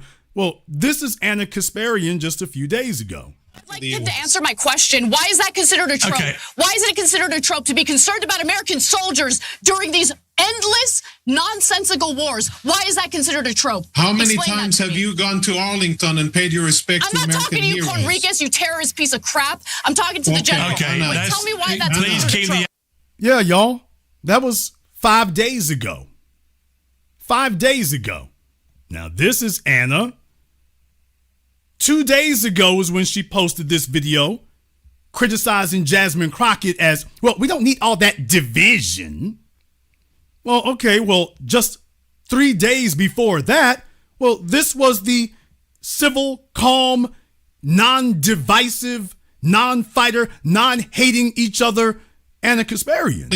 And paid your respects to American heroes. I'm not talking to you, Conriquez, you terrorist piece of crap. I'm talking to the general. Okay, tell me why that's please keep the ad hominem down. You honored the memory of fallen American soldiers. Can we go back to the answer the question? Well, I was accused of engaging in a trope. Okay. So, yeah, I just wanted to show you all. That is Anna Kasparian, who, while she's sitting over here trying her Karen routine, by the way, and ma'am, the Sephora people are all out of foundation. Damn! Yeah, if y'all go to Sephora and there's no foundation left, I know who got it. I know who took it. So, yeah, they're going to have to increase the tariffs on foundation at Sephora because, Anna done cleared the shelves off. She's cleared out the shelves, but I digress. No, I don't. So, yeah, that was Miss Nice Anna Kasparian. Now, I could play the rest of this because she goes at everybody here, just more and more of that stuff, so I could play some more. But, by the way, yeah, this is Anna Kasparian telling you the problem with Jasmine Crockett is she's too divisive, too argumentative. You're fighting too much. People are tired of it. Yes, she believes people are tired of it so much that she was literally on Piers Morgan just 72 hours before that, calling people terrorist pieces of crap. But Anna doesn't like division, and she doesn't like folk attacking each other, and she's all about unity. So, yeah. Yeah. Oh, yeah, she's definitely got anger issues. I mean, I'm just letting you know here right now. If she gets upset and she's around sharp objects, I hope nothing too terrible occurs. I hope it's nothing too awful there, because you can definitely tell she's got anger management. And by that, I mean no management. It's under no management at all. It's just, but yeah, whatever she thinks she says. And meanwhile, she just told you all that was the problem for Jasmine Crockett. And then told you that James Tallarico is better, but James Tallarico is doing the same thing that Hakeem Jeffries is doing, and she's been attacking him left and right with this same kind of language she's using here, by the way. So, yeah. These are your good liberal friends. I'm not making up anything. I just played for you all the evidence right here. You can't argue against that. These are your good liberal friends. These are your good liberal buddies who got your back. They're not going to let anything happen to you right there. Certainly not let anything good happen to you. They wouldn't want that to occur now, would they? And once again, YouTube boosts them in the algorithm. They make sure everybody sees the Young Turks. Yeah, they make sure everybody sees that so you can get a heaping helping of Anna Kasparian's racism. Oh, anti-black racism. But for everything else, you don't have that. Yeah, for everything else, you don't have that. So there's a reason why they bury what we do, because this would cast all these folks in a totally different light. The Tucker Carlsons, the Young Turks, the Brett Coopers, the Candace Owenses. See, we are not Republicans or conservatives over here. We are not. We are black empowerment over here. We are the foundation over here. And as a result of that, we can be impartial and objective, and we can judge both sides by their merits. We're not here on the team or in the tank for anybody. We are on our team, and as a result, we have to be objective. So since we're not backing either one of their phony teams, because the teams are phony, we don't have to lie about what's occurring. We don't have to lie about what's occurring, and we don't have to exaggerate about what's happening. So when we call out the Democrats, we are calling them out on their merits. We're not just calling them out because we're not Republicans, or because we're Republicans, or because they're not on our team. Neither one of them is on our team. So that extends to us an incredible amount of objectivity and leeway, and that's scary for the status quo. That's scary for the status quo, because you have to understand, if the people aren't listening to Rolling the Bowling Ball, if the people are not listening to Jasmine Crockett, then who exactly are they listening to? If you know they're not listening to these folks and these goofballs over here, then who exactly is it that they're listening to? Now, that's the rubber meeting the road moment right there, when you have to start asking some hard questions. And as I've told you all before, now you have to start asking some difficult questions about the future. You have to ask, is this simply a harbinger of bigger things to come? You see, you didn't give black folk nothing to vote for. If you did not give black people anything to vote for, that is going to be difficult. But then again, by her own admission, Jasmine Crockett has focused most of her attention on making sure that she has gotten out the illegal alien vote. Jasmine has wanted to make sure that she mobilized them. Do you all understand this? She actually thought that she was going to sit up here and be the queen madam over all these Latinos? Oh, please. No, seriously. Jasmine really thought that she was going to be like the next Nancy Pelosi. How Nancy Pelosi has done her, Jasmine, and all the other non-Anglo females, how Nancy Pelosi has been the queen bee over all the other non-Anglo females, and you have white mama ruling over the non-Anglo females. Well, Jasmine really did believe that that was gonna be her. She really did believe that that formula was gonna work for her, and that she'd be able to replicate it and use it at will. She really did think they were setting her up for that, and for none other than in the great state of Texas. She really believed that if she had Rolling the Bowling Ball support, that was going to get her over the finish line. She really did think that, and what she did not want to accept is, baby, you don't have the support of the establishment. You don't have that. When it comes down to it, they are going to, if it's going to be in leadership, they're going to boost a white male and put him on top of you, pause, and he's going to be running it. They sent her out there like a wind-up doll and told her, now here's the thing, y'all, when they come to speak to black folk, they send them to talk in their sassiest. Y'all niggas is stupid. You just need to do what the hell we tell y'all to. So I had to go around the country and educate people about what immigrants do for this country, or the fact that we are a country of immigrants. Right. The fact is, she's sitting here talking to a bunch of foundational black folk talking about we're a company of immigrants. Oh, please. Lie. Yeah. That's how brainwashed they got her and how silly they got her, that she's literally walking into a room full of us and talking about a nation of immigrants. Well, guess what, ma'am? Go get your nation of immigrants to vote for you then. Try that one. Do for this country, or the fact that we are a country of immigrants. Right. The fact is, ain't none of y'all trying to go and farm right now. Okay, so I'm lying. Raise your hands. Okay, y'all, do you know how many, let me go ahead and lay something. Let me go ahead and lay this on you like this. Do you understand the problem that we have with black farmers? I want to put that ridiculous asinine statement that she just made in its proper context. Do you understand the problem that we are having with our black farmers right now? Do you understand the dire straits that our black farmers are in and have been? And she talking about we don't want to farm. You got black folk all over this country trying to farm.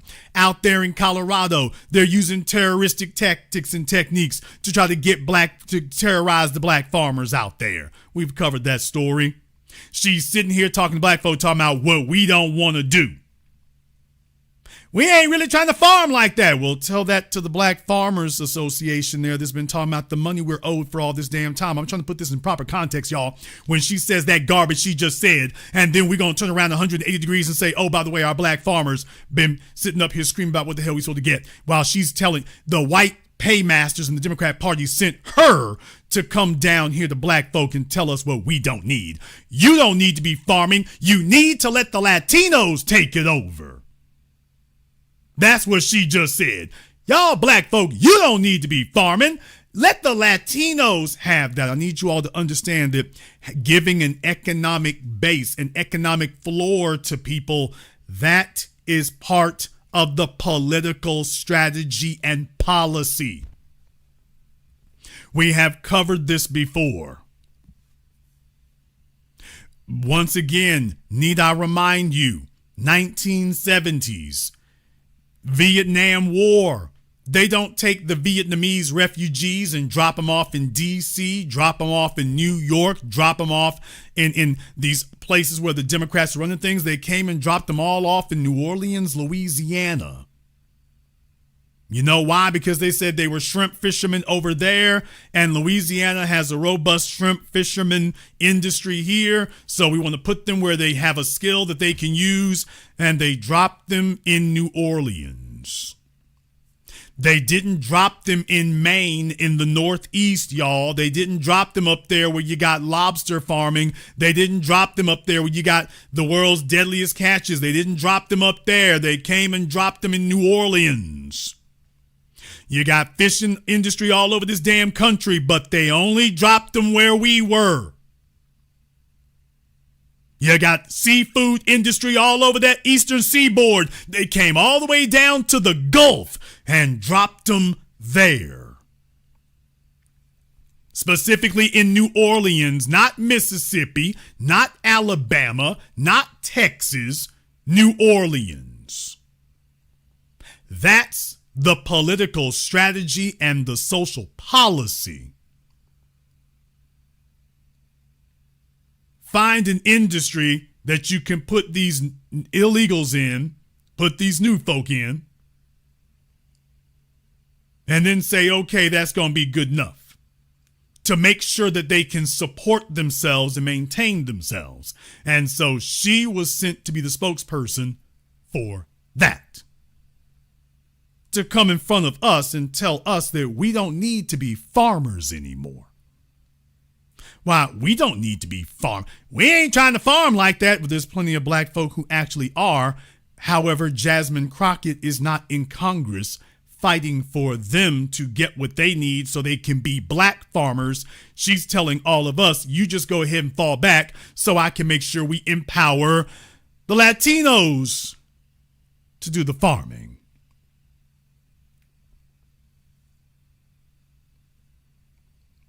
Now, in case it had not been articulated to you properly there before, I wanted to take a moment to stop and run it back and articulate that you hear her openly telling us that we're not interested in farming, yet she is very concerned that Latinos have the ability to do as much farming as they need, even if they are non-citizens. She wants to make sure they're good, while simultaneously telling you what you don't need, that you don't want to be farmers. Do you think that she would ever bring her raunchy ass in front of a bunch of Midwestern white folk and say that sentence? That y'all ain't trying to be farmers. Do you all think she would ever go to Kansas? Do you think she'd ever go to Oklahoma? Do you think she'd ever go to Iowa, Ohio, and say something like that in a room full of white folk expecting their vote? Do you think she would ever say those words in a room full of white people? In an agricultural state of white folk, because Louisiana's an agricultural state, do you think she'd ever go in front of an agricultural state of white folk and tell them that they ain't trying to be farmers? Telling them what they don't need. A room full of white people, and you came down here as the elected representative to lecture them on what they don't need to be doing. Not what you're going to help them do, but you're here to tell them, hey, y'all don't really need to be doing that.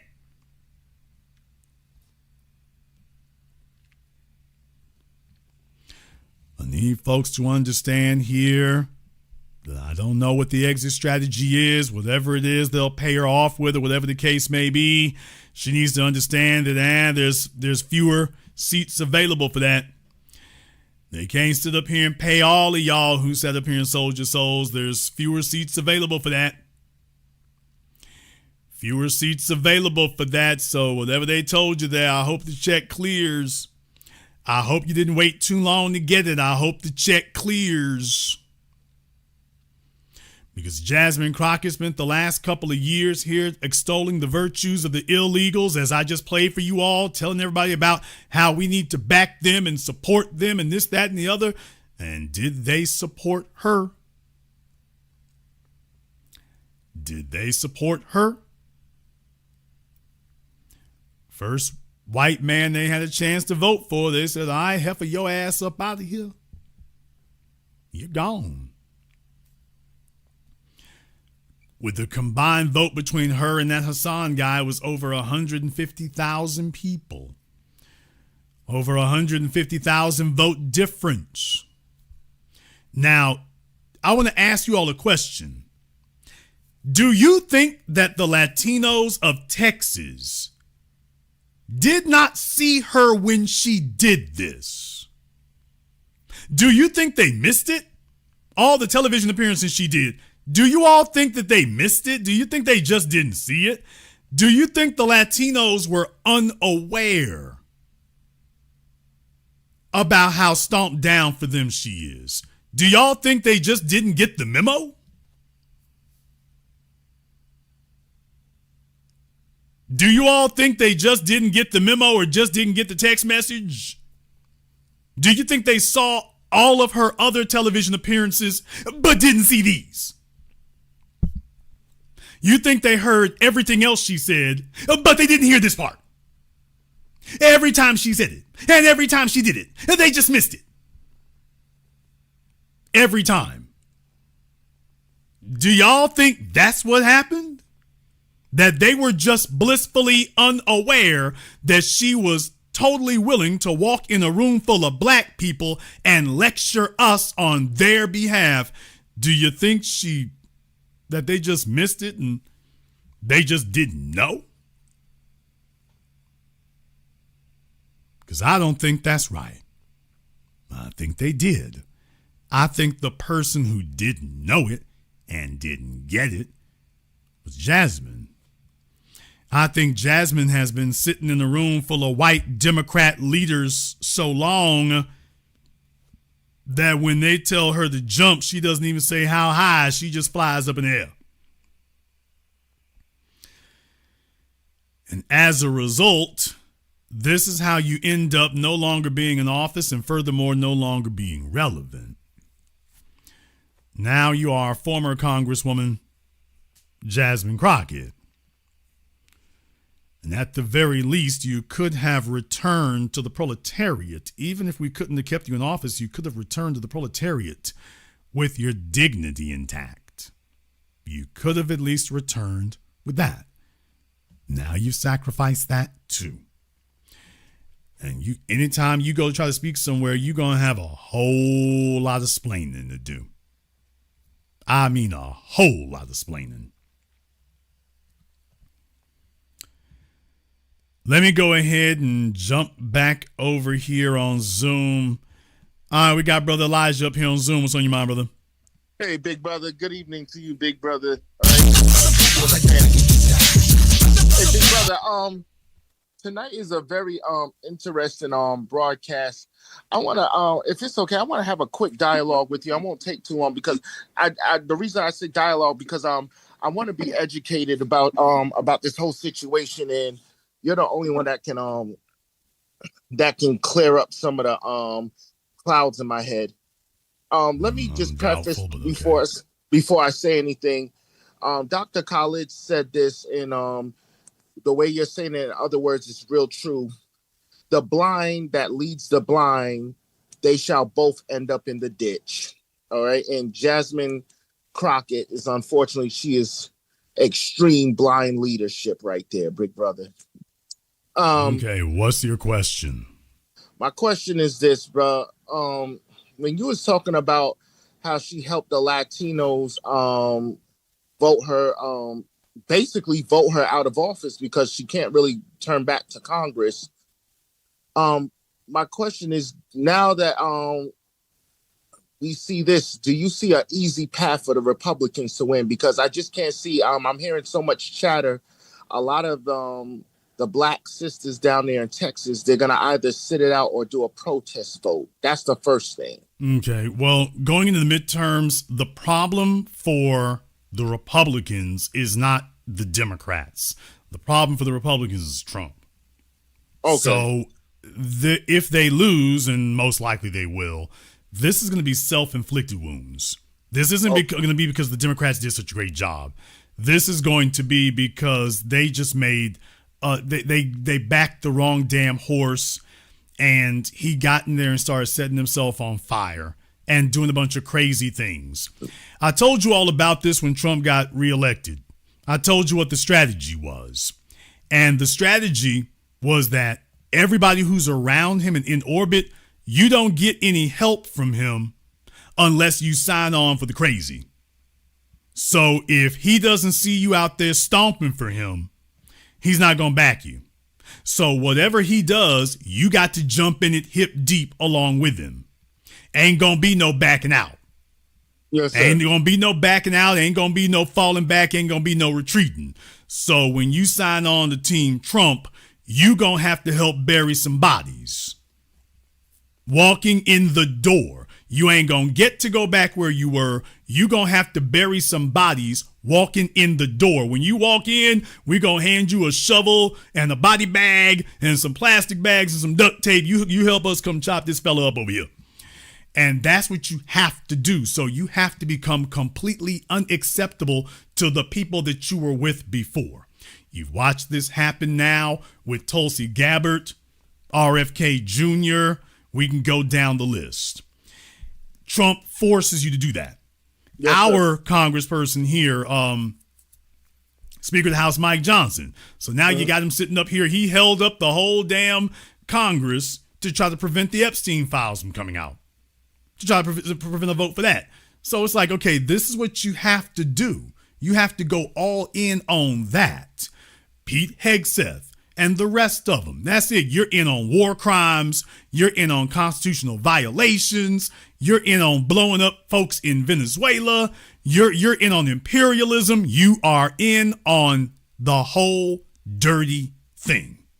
You're in on all of it. And that's the problem, is that everybody who wanted his support, you can't get it unless you sign off on the foolery. Now they've signed off on it. Okay, and that's all great and wonderful if it works out. If you all go off and pull this damn heist, if you engage in this gangsterism and it works, well, I guess you'll come out of it on the other side okay. But if you do this and it doesn't work, or God forbid you make the situation worse on your watch, and that is glaringly obvious that you're responsible for it being worse, well, now you're all going to go down together. Except for Trump, because he can't go down anymore. This is his last time. But the rest of you will get the bill. And that's what they're staring down the barrel of right now. They're all about to get the bill for what he's done. Big brother, though, let me ask you, though, this question. Trump did not behave like this. He's within a year, he didn't act like this in his first 4 years. And I'm sincerely questioning.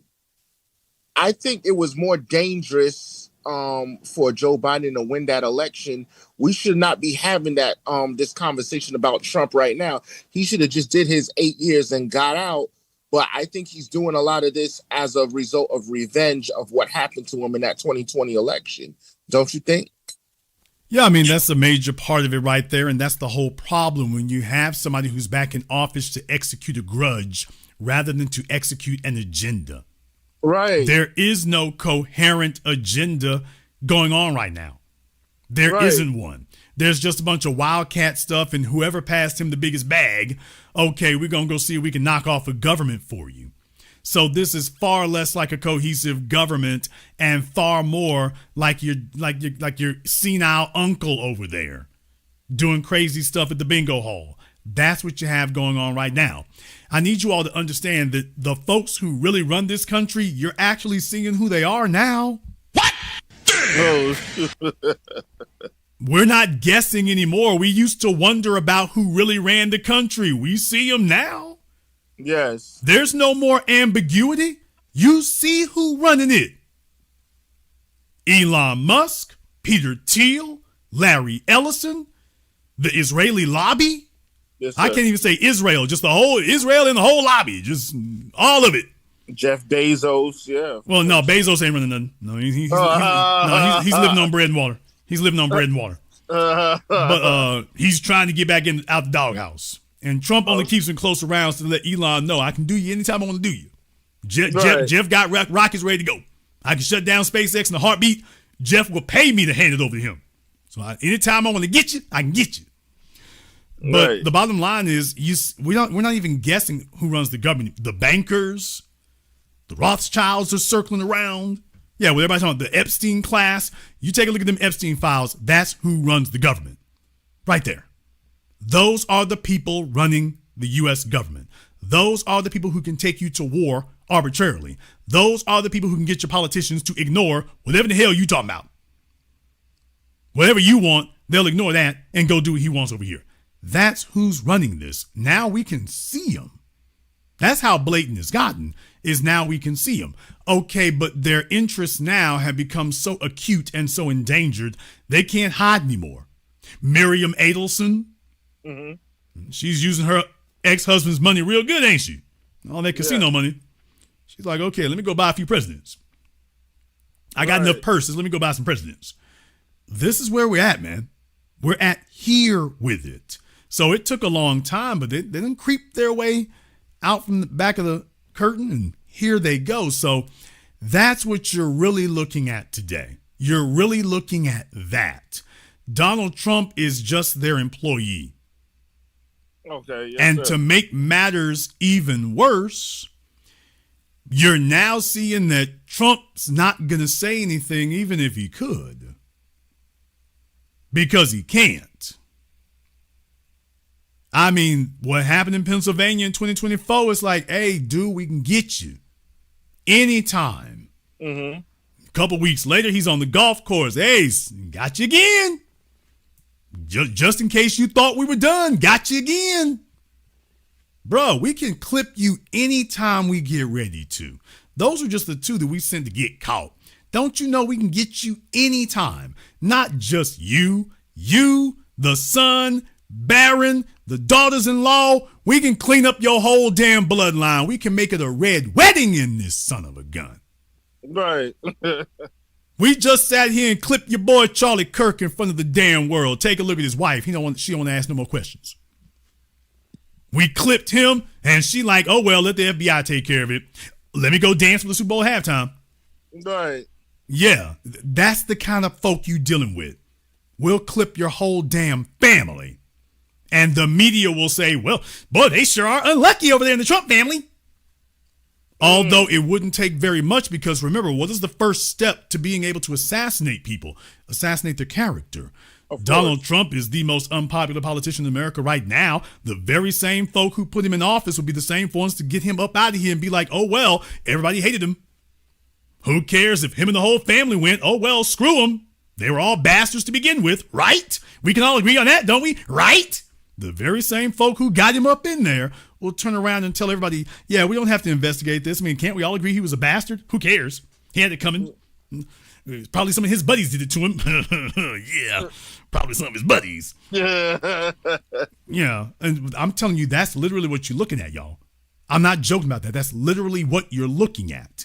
So we used to say it was conspiratorial. It ain't a conspiracy, man. It's not a conspiracy. These folk done sent the damn word. Hey, take a look at the Epstein files. Benjamin Netanyahu to Bill Clinton. Hey, we heard about your side chick. Yeah, we know about your side piece at the White House. Don't worry, your secret's safe with me. I just wanted to let you know.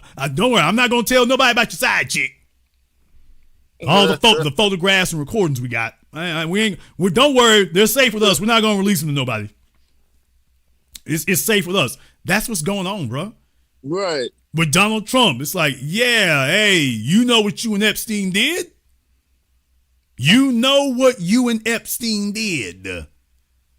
And you can destroy all the files you want to. We got the copies over here in Tel Aviv. We got the copies over here.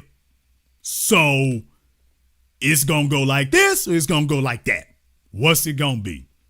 But if you go against the grain and if you attempt to buck the system and try to be bigger than the program, at best, you're going to end up in prison. And at worst, you're going to end up in the grave. Of course. Piss us off too bad, you might get both. Oh, shoot. Wow. Oh, like Epstein, basically. Yikes. Brother, do you realize how many folk done died around Epstein? That's why I keep trying to tell y'all, do y'all realize the body count around that man? Everyone, the only folk who ain't died is his brother and Ghislaine Maxwell. And I know she looking out the window every other day. So, dude, they letting you know. In Gillen's case, it would just be too damn blatant because they never thought it was going to blow up this big. So and the other thing is she's kept her damn mouth quiet. It's like the mob. She's doing her time quietly. She ain't blowing the whistle on nobody. Them folks sent the damn kite. She got the damn message when they got Jeffrey. She's like, oh, hell. She knows. Right. Brother, they killed her father. Oh. Remember they murdered Robert Maxwell. That's what the Epstein files let us know. It's like, yeah, they came and got him. He told them folk, hey, y'all need to break me off some more bread because my money low, and if you don't, I'm going to start busting y'all secrets out. So I suggest you paper me up. And they said, oh, we can do better than that. Oh, we can do much better than that, sir. Right. Where you at again? No, we'll come to you. Oh, you on the boat off the Florida Keys? Oh, we coming down. No, don't worry. Just stay where you at. We coming down. Next thing you know, a man who could swim and every damn thing else drowns. Right. And the medical examiner says, oh, well, the nigga drowned. And that's the end of that. Now the Epstein files show, yeah, they came and got him. He was talking trash to the Israelis and the Russians, talking about what he was going to do if they didn't cut him off some more money. And they was just like, oh, dude, we are not Bank of America. Oh, no. We're coming to see you. Yeah. We're coming to see you. And that was the end of that. They're like, oh, well, I guess you ain't going to be saying nothing else, is you? And then, then they looked at his daughter. Did you see anything? I ain't see nothing. Oh, no, that's right. I ain't see nothing. Okay, but now she knows who killed her daddy. Of course. You know that her and her brothers and sisters know who killed him. She's got siblings. Now, you know the whole damn family knows who killed their dad. How many of them who done said something? Decades later, his family knows who killed Robert Maxwell. Robert Maxwell's children know who killed him. Have you heard any of them say anything? Not one. Now, you think about that for a few moments. Whole damn family done dummied up. You know damn well, yeah, because all three of y'all can have some accidents. The same kind of accident your daddy had. All of y'all can have an accident. Take a look at Jeffrey Epstein. So you think about that for a few moments. Her daddy dead, Epstein dead. And a bunch of folk around Epstein all dead too. That's not accidental. Of course. That's not accidental. So she, of all people, is aware they can touch you. The damn cameras, both of them, Jeffrey Epstein and his buddy over there in Europe, both of the cameras weren't working. Both of them were in jail. Both cameras ain't working. Both committed suicide. Now, that's a hell of a universal coincidence, ain't it? Yeah, of course. Okay, don't you think Ghislaine Maxwell knows? Okay, imagine being Ghislaine Maxwell and you're on your cell block and you see the damn lights blink. Right. You're in your cell and the lights blink a few times. It's like, I know you panicking right now. They're coming to get you. It's like, yeah, the lights done blinked. You see the little red light on the camera go out. Like, oh, hell, the lights done blinked. The camera light done went out. All right, you done talk too much. It's a wrap. You done talk too damn much. It's a wrap. So, brother, she ain't saying nothing. She's saying everything through her lawyer. And that's it. She don't want to do no interviews, nothing. And she's not going to try that. Well, if you don't get me up out of here, I might say a few things, because she saw how that worked out for her daddy. Right. You think that's where her father tried. And all that did was cut his life expectancy in half. That's all that did for him. Yes, I'm not laughing at that. So, brother, these folk know who they dealing with. It's like, dude, we don't have to control the hitmen. We control the damn camera outside your cell, heifer. We control that. We control the camera outside your cell. Who the hell you gonna talk to? We control the camera, the medical examiner. We control all. You will be brought to our medical examiner, not yours. Right. And he gonna say what it is, and that's gonna be the last damn word. And if there's too much yipping from your family, we can have a whole damn group funeral. We sure can. Right. And it'll be that. Right. Brother, they're sitting up here hiding the Epstein files right in front of the whole damn world. I mean, as blatant as you can damn well please, obstruction of justice, violating the law right in front of everybody. You think they give a damn about clipping 4 or 5 of them? They won't get them all right now. It'll be one here, a few months later. See, we can catch the whole family in a car, by the way, because the first time y'all get together for a road trip, that's a wrap. Of course. That's a wrap. Y'all going straight off the road. So that's what you're dealing with right here, and Trump is very well aware of that. Your government has been captured, bro. Your government has been captured. The wealthy and a couple of overseas entities, they own it. They own it. And these folk right here just trying to make sure they trying to stay alive through the end of their damn term. Take a look at Joe Biden. You've never seen that in your life, where a political party said, yeah, you got to get up out of here. No impeachment, no vote, you're done. Right. What did they tell Joe Biden that made him feel like he couldn't stay another day? What did they tell him? Because they can't force him. So what was it that they told him? We'll probably never know. But I need you all to understand that's where you're at. And just in case you become too damn much trouble, just remember Kennedy. Remember what old Irish. Okay, he thought he was going to buck the system and go against the grain too. He thought that, him and his brother. And we got the both of them up out of here. We cleared out the whole damn family. Yeah. His older brother, Kennedy, RFK, what DMX say? Y'all going to have this fellow over here be the last nigga left? Ted Kennedy, okay, that's it. It's like, all right, Ted, you used to have 3 brothers. Now you're a single child. Right. We suggest you fall back. We done got the other 3. We can make this a clean sweep in this son of a gun. Brother, Right. they ain't playing. They're not playing. It's real. Yeah. Yes, sir. Hey, big brother, I'm going to ask this and I'm going to land my plane. Do you think that, because you said something earlier in the broadcast about when you was talking about this situation with Miss Crockett about this is good about the exposure. Do you think though this because there was another thing that happened in this election. Do you think this finally woke black people up that we actually see it once and for all, the actual racism inside the Democratic Party, and that they're doing everything they can officially to replace us? They don't want us in the party anymore.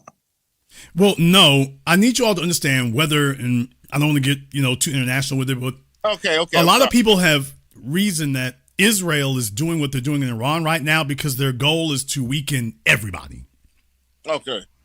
They don't want the United States having as much influence as we do over them, so that they want to get everybody involved in this war thing so that they can weaken everyone.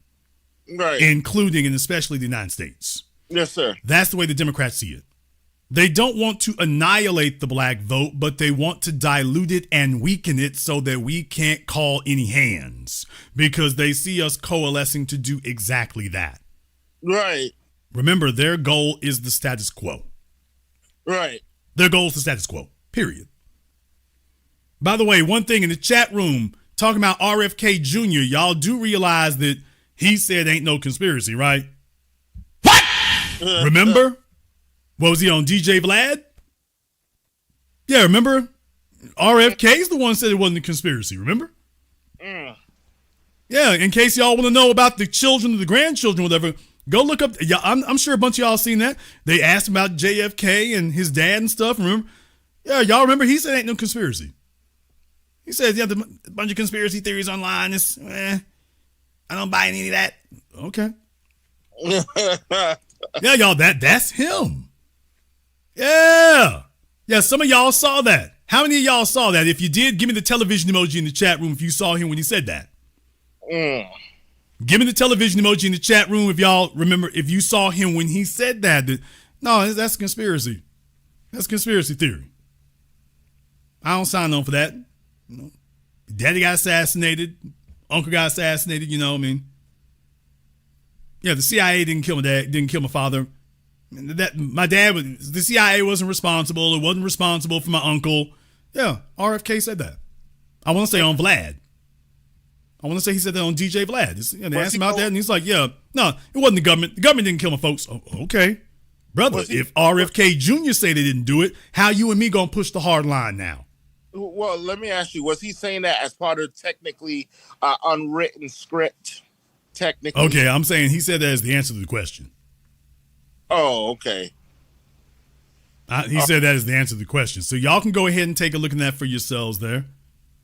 Y'all go take a look at it for yourselves. And I'm just saying, brother, these are the kind of folk you dealing with. They let you know, hey, dude, we can touch the whole family. I'm just saying, y'all don't really want to get into this tonight. You don't. Because somebody in the chat room just posted about JFK Jr. Yeah, they took out him and his wife, remember?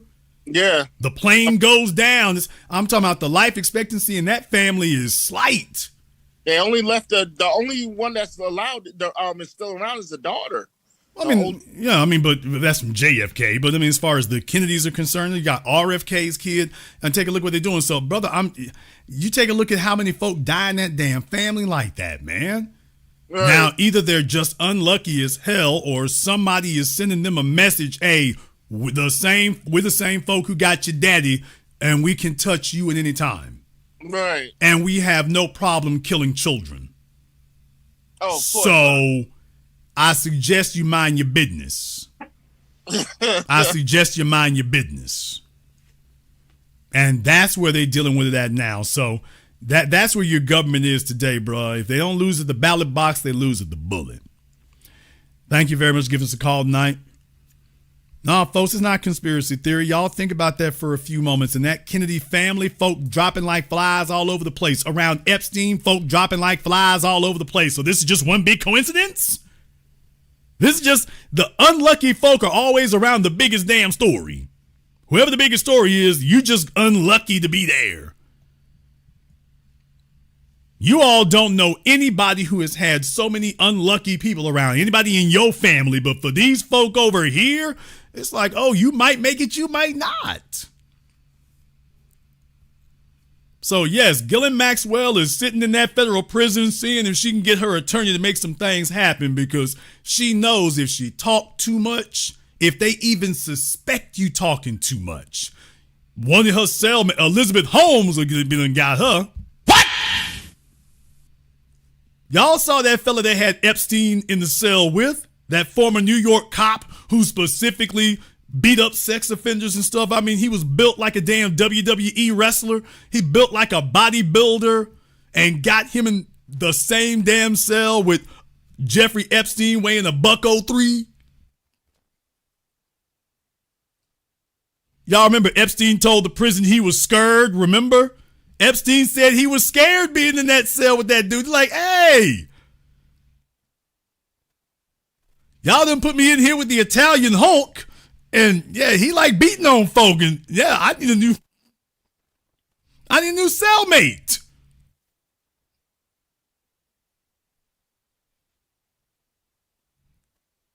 The hell y'all doing? They said, you'll be all right. Get back up in there. Yeah, I mean, that dude is huge. I mean, he's built like a tank. And then put little old Jeffrey Epstein up in there with him. Can y'all imagine them two talking about which bunk he gonna be in? This dude like 6'5" and 280 or whatever, built like Brock Lesnar. Can you imagine being in the cell with him trying to have a discussion about which bunk you gonna be in? Did you fold your socks? Got you in this little ass cell with this dude. He got to like lean over because he's so damn tall. He has to lean over in the damn cell. It's okay. You think this is coincidence? You think they put you in here with this fella by accident? It's like, no. Somebody in the chat room said he probably slept in the corner. Damn. Yeah, if I'm Epstein, I'm sleeping up under the damn bed. I'm cool down here on the floor. Yeah, damn being on the cot. I wouldn't even have a talk with him. No, you can have the top and the bottom bunk. I'm on the floor. So you and me don't really have to have a discussion or argument about this. I'll do my 20 years down here on the floor. Yeah, let me see if I can buy some extra pillows at the prison commissary. I'm going to do my time on the floor. I don't even want you and me to discuss any of these things. So let me just, whichever bunk you want, you can have it. I'm going to curl up over here by the door. Yeah, they put him in there with the damn Incredible Hulk, and then next thing you know, he's dead. We don't know nothing about it. Are you sure that walking Neanderthal over there, he doesn't have nothing to do with it? Y'all, you will be dying under crazy ass circumstances, and the CBS Evening News will be sitting there saying that mess with a straight face.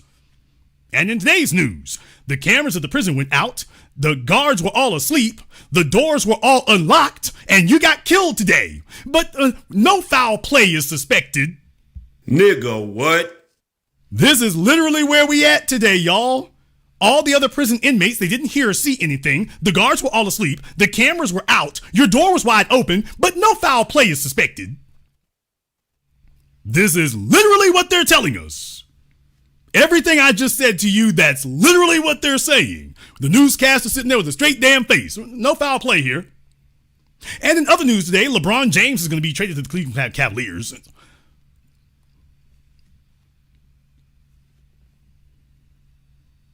Okay, now you think about that for a few moments. You see that kind of thing happen. If you Gillen Maxwell, damn right you gonna dummy up.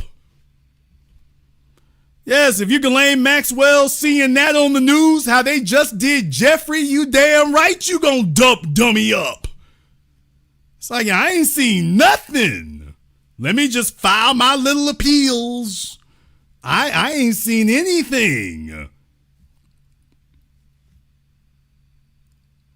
You know, they just came and did the purge on Jeffrey, so yeah, I suggest you be quiet.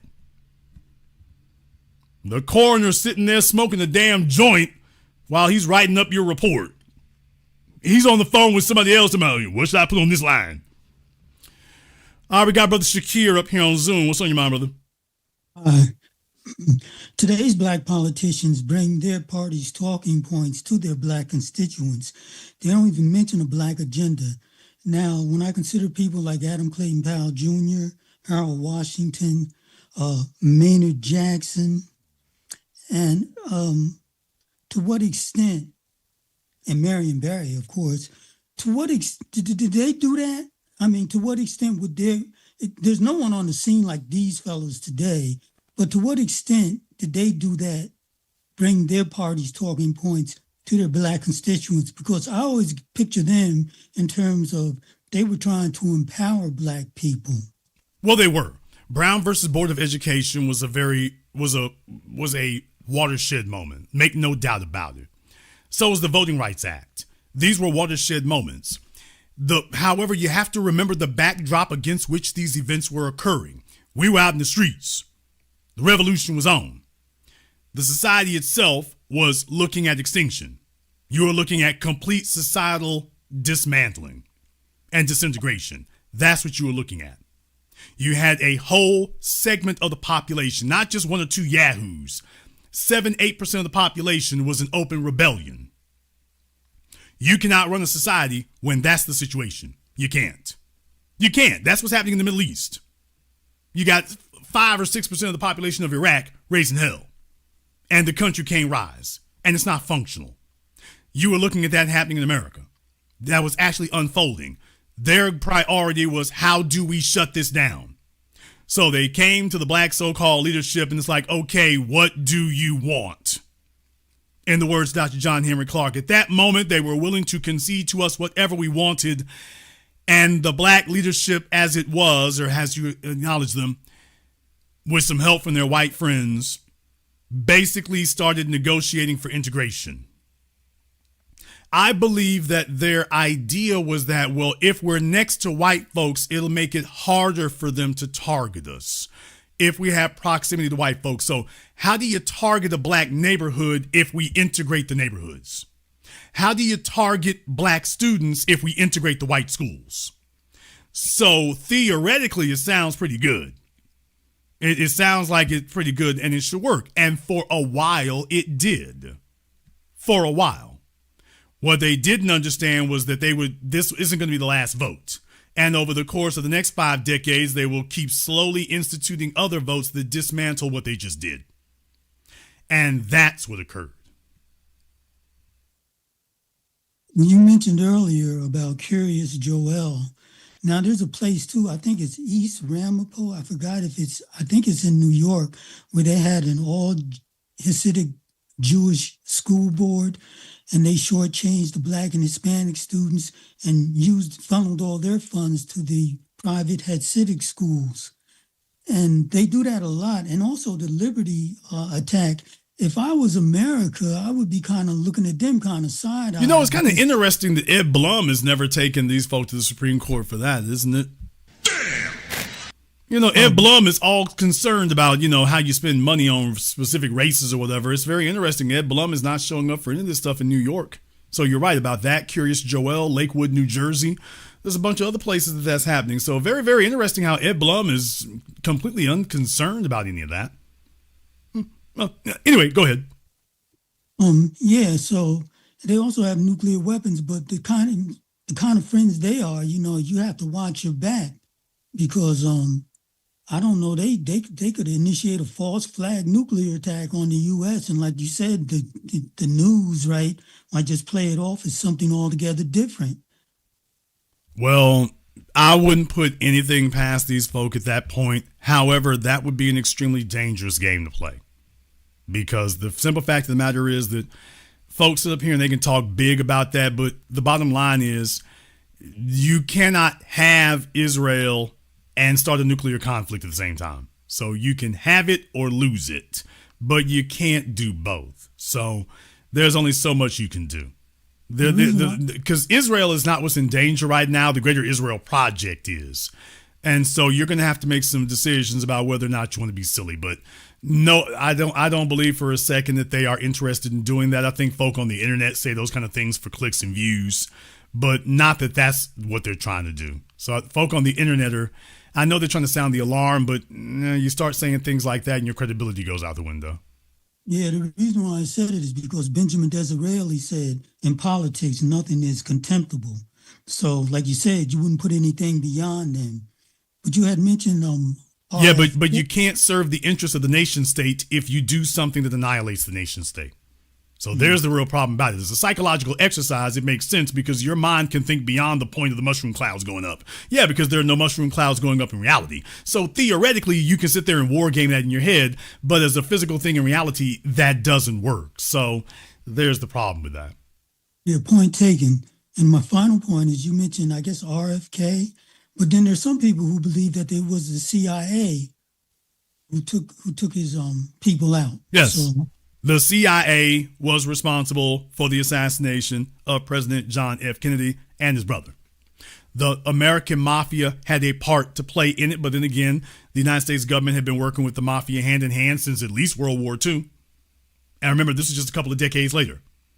So the bottom line is that JFK, if you want to know why, all you need to know is that they haven't unsealed the files after all these decades. Now, we're not talking about a war in a foreign country. Why is it that the JFK files have not been unsealed? Because it will lead you to the CIA. Everyone is always asked, well, Jason, if you're trying to protect an individual, everybody's dead. First of all, that's not true. Everybody is not dead yet. That's the first problem. Everyone is not dead yet. However, even if all the people were dead, the institution is still alive. If you show the American people incontrovertible evidence that the CIA assassinated an American president, after the Church Commission and everything else, you still have a CIA. Remember, we almost got rid of the CIA when Carter was president. You almost got rid of the CIA then. If you presented the American people with incontrovertible evidence that they did that and the CIA is still there, it would be very difficult for the CIA to remain anymore. That would be the end for them. And there are a lot of people who, not just their jobs or their careers, brother, we're talking about whole industries. We're talking about heads of state. That's who they deal with, not Congress, but the CIA. They're the ones who get to make the arbitrary decisions. So when you talk about the Defense Department's black budget, that's the CIA. You want to talk about who's buying off this leader down in South America and that leader down in South America? That's the CIA. That's where the slush fund goes to do those kind of things. So you've got heads of state who are like, yeah, the CIA can't go away because down here in Bogota, I still got to get this bag. And that doesn't come from Congress. That comes from the CIA's little dirty money operation. So there are a lot of forces that are still dependent on the CIA to continue existing, and they don't give a damn what happened to Kennedy back in the 60s. And that's where you at today. Well, if that's where we are today, also, my final point is, it's just that these Epstein files, they said that Bondi had released a file that clearly showed that Trump had some sort of relations with an underage girl where she had bit his private parts. And now that's part of the record. But the general consensus is that Trump may or may not be what you call taking advantage of young what they call young adult women, but that was a long time ago, and he wouldn't do it again. So therefore, his behavior is excusable because it's so far in the past. Well, I mean, look, you're not going to take down the president with hearsay. That's the bottom line. So some police report somewhere, even an FBI report from some chick who claims that he did XYZ. That's not going to get it, brother. That's not going to get it. Bill Clinton had Monica Lewinsky and the DNA on the dress. You need something like that. Jeffrey Epstein, you got the pictures. If you're going to take down the president, hearsay ain't going to get it. So, yeah, I know those reports are out there. I heard about that. I'm just letting y'all know. That's not going to do it. You're going to have video evidence, photographic evidence. It takes a lot to bring down a president, and it should. It should take a lot to bring down a president. Imagine if you were President Shakir and they could just, hey, there's a chick up in Nebraska, there's a white girl in Nebraska said that you was laying up with her, so we're going to kick you out of office. Yeah, it's hard to take a president out of office, and it should be hard to take a president out of office. So if he did do something, what we've seen so far, this ain't enough to make that happen. It's not. I'm just telling y'all, you're going to have hard copy, hard evidence. And right so far, we haven't found it. Thank you for your time. Thank you for giving us a call here tonight. Yeah, I mean, look, if you're going to go after the top dog there, you got to have something concrete and something solid that's just basically incontrovertible. You got to have that. But hearsay and some female made a police report, and I'm not being denigrating about that. I'm just saying, you say that's not going to get it. That's not going to be enough to get that. It won't. It won't. Let me go ahead and see if we can get Huey Freeman up here on Zoom for me here right quick. All right, Huey, what's on your mind? Not much, brother. Wonderful broadcast as always. The question I have for you, Jason, is that do you think the Democrats are going to eventually try to mirror the Republicans in regarding getting more white people in position of power and trying to fade out the black representation and all that other stuff? Yeah, I mean, I talked about this years ago. Remember when I played that piece from Chris Cillizza talking about Nancy Pelosi and whatnot? I was telling y'all that they're talking more like MAGA and the alt-right. So that's been the whole thing right there. The divisions that we think about, they're ideological. The bottom line is that stops when it comes down to race. So this is what we always warn y'all about. If it comes down to it, they are going to get on code. So we are observers, but we're really outside the damn house listening through the wall at what we suspect their conversations are, and then worse, trying to interpret what those conversations mean. And we don't really understand what it means. So it's not that deep with them in that regard. But yes, if it comes down to it, they always know they can code switch and get on code. And it's going to come down to whiteness. So that is always the trump card at the bottom of the deck. It ain't moving. Which is the whole reason why we're trying to dismantle this system of white supremacy, because that trump card's always at the bottom of the damn deck. We're trying to get that trump card up out of here. Correct. Second question, Jason, is that what I'm seeing is I'm thinking that the Democrats are trying to, as you stated, pivot away from the black vote and go for more like Latino or like other votes. But the thing is so like with their voting, like we've seen it time and time again. White people, they vote mostly conservative, and some Hispanics, they vote mostly conservatives. So how are they going to try to gain a leverage or trying to gain votes without the black votes, which is, I think is like, it's impossible because basically we're like a big majority vote still in the United States. No, look, when you get behind closed doors, Chuck Schumer is shaking hands with John Thune, and they both understand that their job is to maintain the status quo. Let me give you an idea. How many of you have seen that movie Snowpiercer? If you have Netflix, there's a movie, it's like a Korean film with Chris Evans, Captain America. It's a movie called Snowpiercer. If you haven't seen it, if you got Netflix, go look it up if it's still on Netflix. Long story short, it's a story about this train that the world has been reduced to basically a giant ice age through man using technology to fight global warming, and instead causes an ice age. And so there's this train that has this fictional experimental engine, and all it does is go around in this hemispherical circle. And basically, it's basically condemned to do that till, I guess, the train falls apart or whatever. However, the movie is a social commentary because what we find out, spoiler alert, if you haven't watched the movie yet, you want to see it, I won't ruin it for you, but the train is controlled actually by two people. The majority of the people are in the back of the train, in the rear of the train. They're dirty. They literally have to eat roaches. That's literally what they feed them. And there's one guy, he's an old dude in the back of the train, and he's basically their representative, and he has a phone with which he speaks to the folks in the front of the train to try to get people food or water or anything, but they basically are living like a bunch of homeless people in the back of the train. They go into revolt and they make their way to the front of the train, and the further you get to the front of the train, you notice things get better and easier until you get to the front of the train and folks are living like in a penthouse. They have discotheques and the whole damn 9 yards. And then you meet the man who's the engineer conducting the train. And he's living lavish. What it turns out is that he and the guy in the back of the train were working together the whole time. And their job was very simple.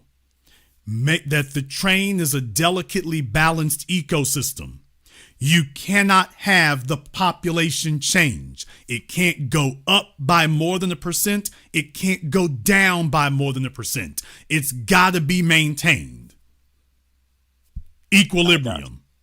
So the folks in the back of the train who make up the masses, living like hell, living on top of each other, squalid diseases, the children all dirty and mess, and the fella who was back there, he's back there dirty with them. He's working with the guy. They both have a partnership because their understanding is our job is to maintain the equilibrium. Our job is to maintain the balance. And they thought he was with them. Well, he kind of was, but he really isn't. And that's the Democrats and the Republicans. The Democrats are in the back of the train on the phone talking to the Republicans in the front of the train. And on election day, they want you to believe that there's some existential fight and that one of them is actually trying to win, when in reality, the work that they're doing isn't to beat the other. It is to maintain balance, which is why, amazingly, no matter who you vote for, even when you have a clean sweep and one party has control of all three branches of government, that nothing changes. Under Obama, what happened in his first 4 years? The 2012, the Democrats had got both chambers of commerce. They got the Senate, they got the House and the presidency, and nothing changed. Donald Trump comes into office once again. Republicans have the House, the Senate, and the presidency. Nothing changed. Joe Biden, the Democrats back. You see this ping pong ball, this tennis game. Joe Biden got the president, got the House and the Senate, and nothing changes.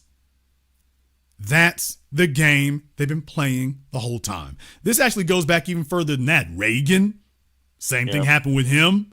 Bill Clinton, eventually. Let me rephrase that. Republicans were holding that. He was pushing it back the other way.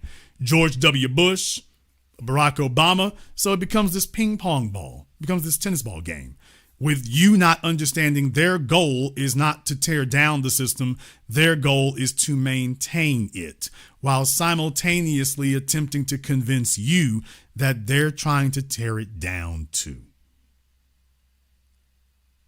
Balance. Very powerful, Jason. Very, very powerful. That's how I'm now looking at it from that perspective. Because, like you always say, that both these guys, these are guys are two birds of the same pigeon, two fangs of the same snake. Only thing that they want to do is just try to maintain it and try to devour any obstacle in their way, which is why, like, I believe personally, like, that's why I don't look at Black representation. Like, for me, it's like I want basically like power, wealth, and influence to help the masses out. But thank you very much for taking my call. Thank you for giving us a call here tonight. Yeah, in the movie Snowpiercer, the guy in the front of the train, he was the one who built the engine of the train. So in case you're wondering why they would go along with that, Well, the guy in the front of the train, he was the one who built the train and built the engine. He was the one who kept the engine maintained because, remember, the train can't stop. In the movie, the train just has to go around forever and ever. It just can't stop. So the guy in the front of the train, yeah, they live in lavish, but he has to keep the engine maintained. The guy in the back of the train doesn't know how to keep the engine maintained. He does, however, know how to manage the people at the lower level. So the fella in the back of the train knows how to manage the masses and keep them compliant. The fella in the front of the train knows how to maintain the engine and keep the train moving. So you need the people. The train keeps the people alive, and the people are the reason that the train exists. Balance. So the guy in the back of the train is working with the guy in the front of the train, quote unquote, for the good of humanity. And that is your two-party political system in America. That's what it really is. When it's not an election season, they're on the phone calling each other to make sure they maintain the status quo. All right, I think we got Regina here. I don't see Regina, though. So, Regina, make sure you have your camera, your microphone turned on for me here, just so we don't have any trolling issues. Don't worry, YouTube will not see you. But just to make sure we don't have any wildcat trolling issues, that could be an issue there. Okay, Regina was there. Now she's not. Let me try again. Let me see if we can try this again. Some folks are jumping around here. Please try not to do that. I can't do this too long here. So, Regina, if you are having phone issues or something, we're not going to be able to wait around all night for you here. So if you're having a schizophrenic situation, or if you called up and the old dude heard the baritone and said, "Who do you think you calling tonight there?" Damn, what? I don't want to have a situation with that. So, okay, Regina, it's taking a little bit too long there. So not really sure what's happening to you. Let's see if we can get by another way. Okay, now this is Pookie. Really? It's my YouTube name. Really, man? I got a YouTube channel. All right, y'all. Well, damn me, Slay. Go ahead, man.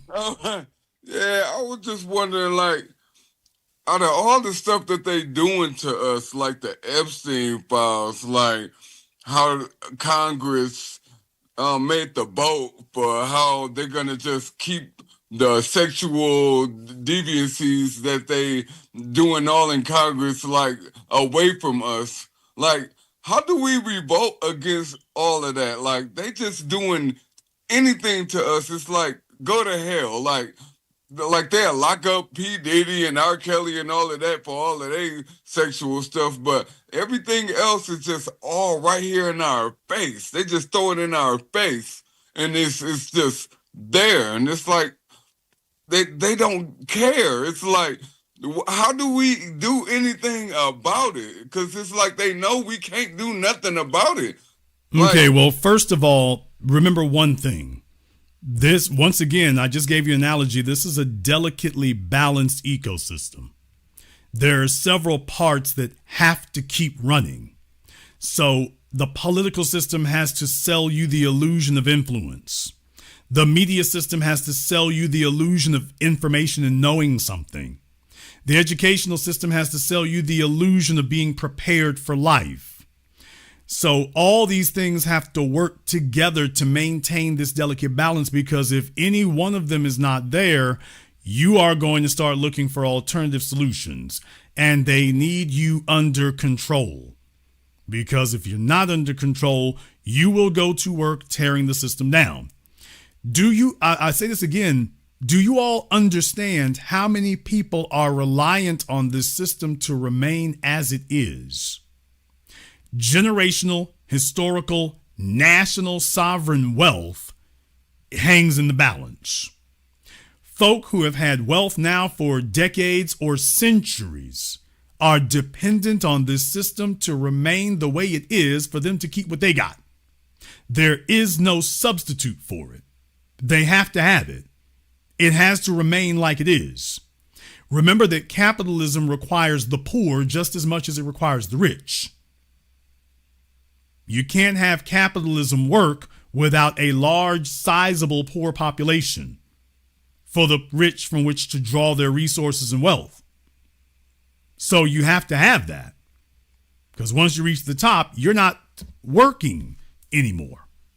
Your money is, quote, working for you, but that's a misnomer. In reality, you've invested it so people on the lower end keep that machine going and churning for you.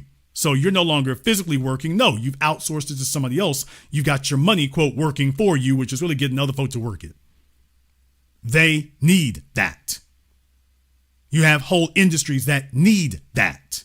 Whole nations that need that. They need the young men. They need the men, period, to keep working. And then they brought the women into it. Well, can't let you go now. Now we need you to keep working. Some of you need to go to prison. Yeah, we got companies for that too. We need you to go ahead and keep doing your part. Remember, China's having an issue right now with laying down. We need the young folk to keep working. We're just now getting the economy over here straight. Yeah, we know it's difficult, but you got to keep at it. You have to keep at it. And when you start questioning it, here comes the media. Non-stop articles telling you that as a man, you need to keep working. You need to be productive. You're economically undesirable. Why would the female want to sleep with you? Do you realize what a psychological onslaught it is? All of this telling you that you have to keep doing what you're doing. You got to keep doing it.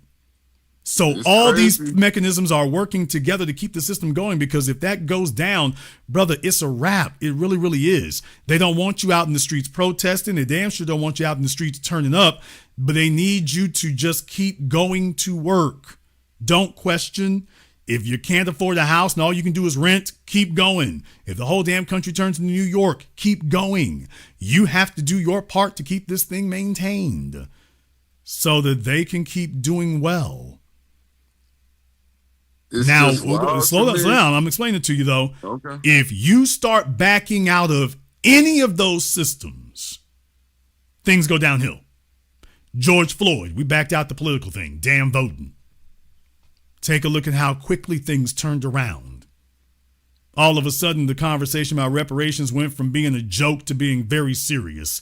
Yeah, take a look at how quickly things changed when we said, yeah, we're giving up on this political thing. They can't have that because they know you saying you're giving up on politics does not mean you're giving up on freedom, justice, and equality. You're just saying the ballot box is not where I'm going to give my answers. Let me see if I can give my answers somewhere else. Professor Scott Galloway has talked about for years here now, the most dangerous segment of any society is unemployed males who are frustrated. In any society, that's the most dangerous segment to have. That's never been safe to have. Okay, he's not lying. Well, these are males who have checked out of the economic system. They haven't stopped wanting things or resources. They've just stopped looking at the economic system as their answer. Well, what is the other answer they're going to come up with? I don't think you want to know. Because every time they come up with that answer, it makes the news. Once again, you're backed out of your corporate news systems. Oh, hell. There goes the propaganda machine.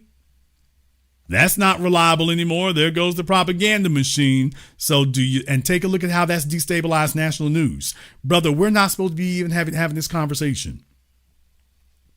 We're not even supposed to be having this conversation, Slay. Remember, when you go back to the Ebony and Jet magazine days, brother, they weren't talking like this. The very fact we're having this conversation is a problem. I've got thousands and thousands of people listening to me right now. The fact we're having this conversation is a problem because you're talking. Let me just try it like this here, Slay.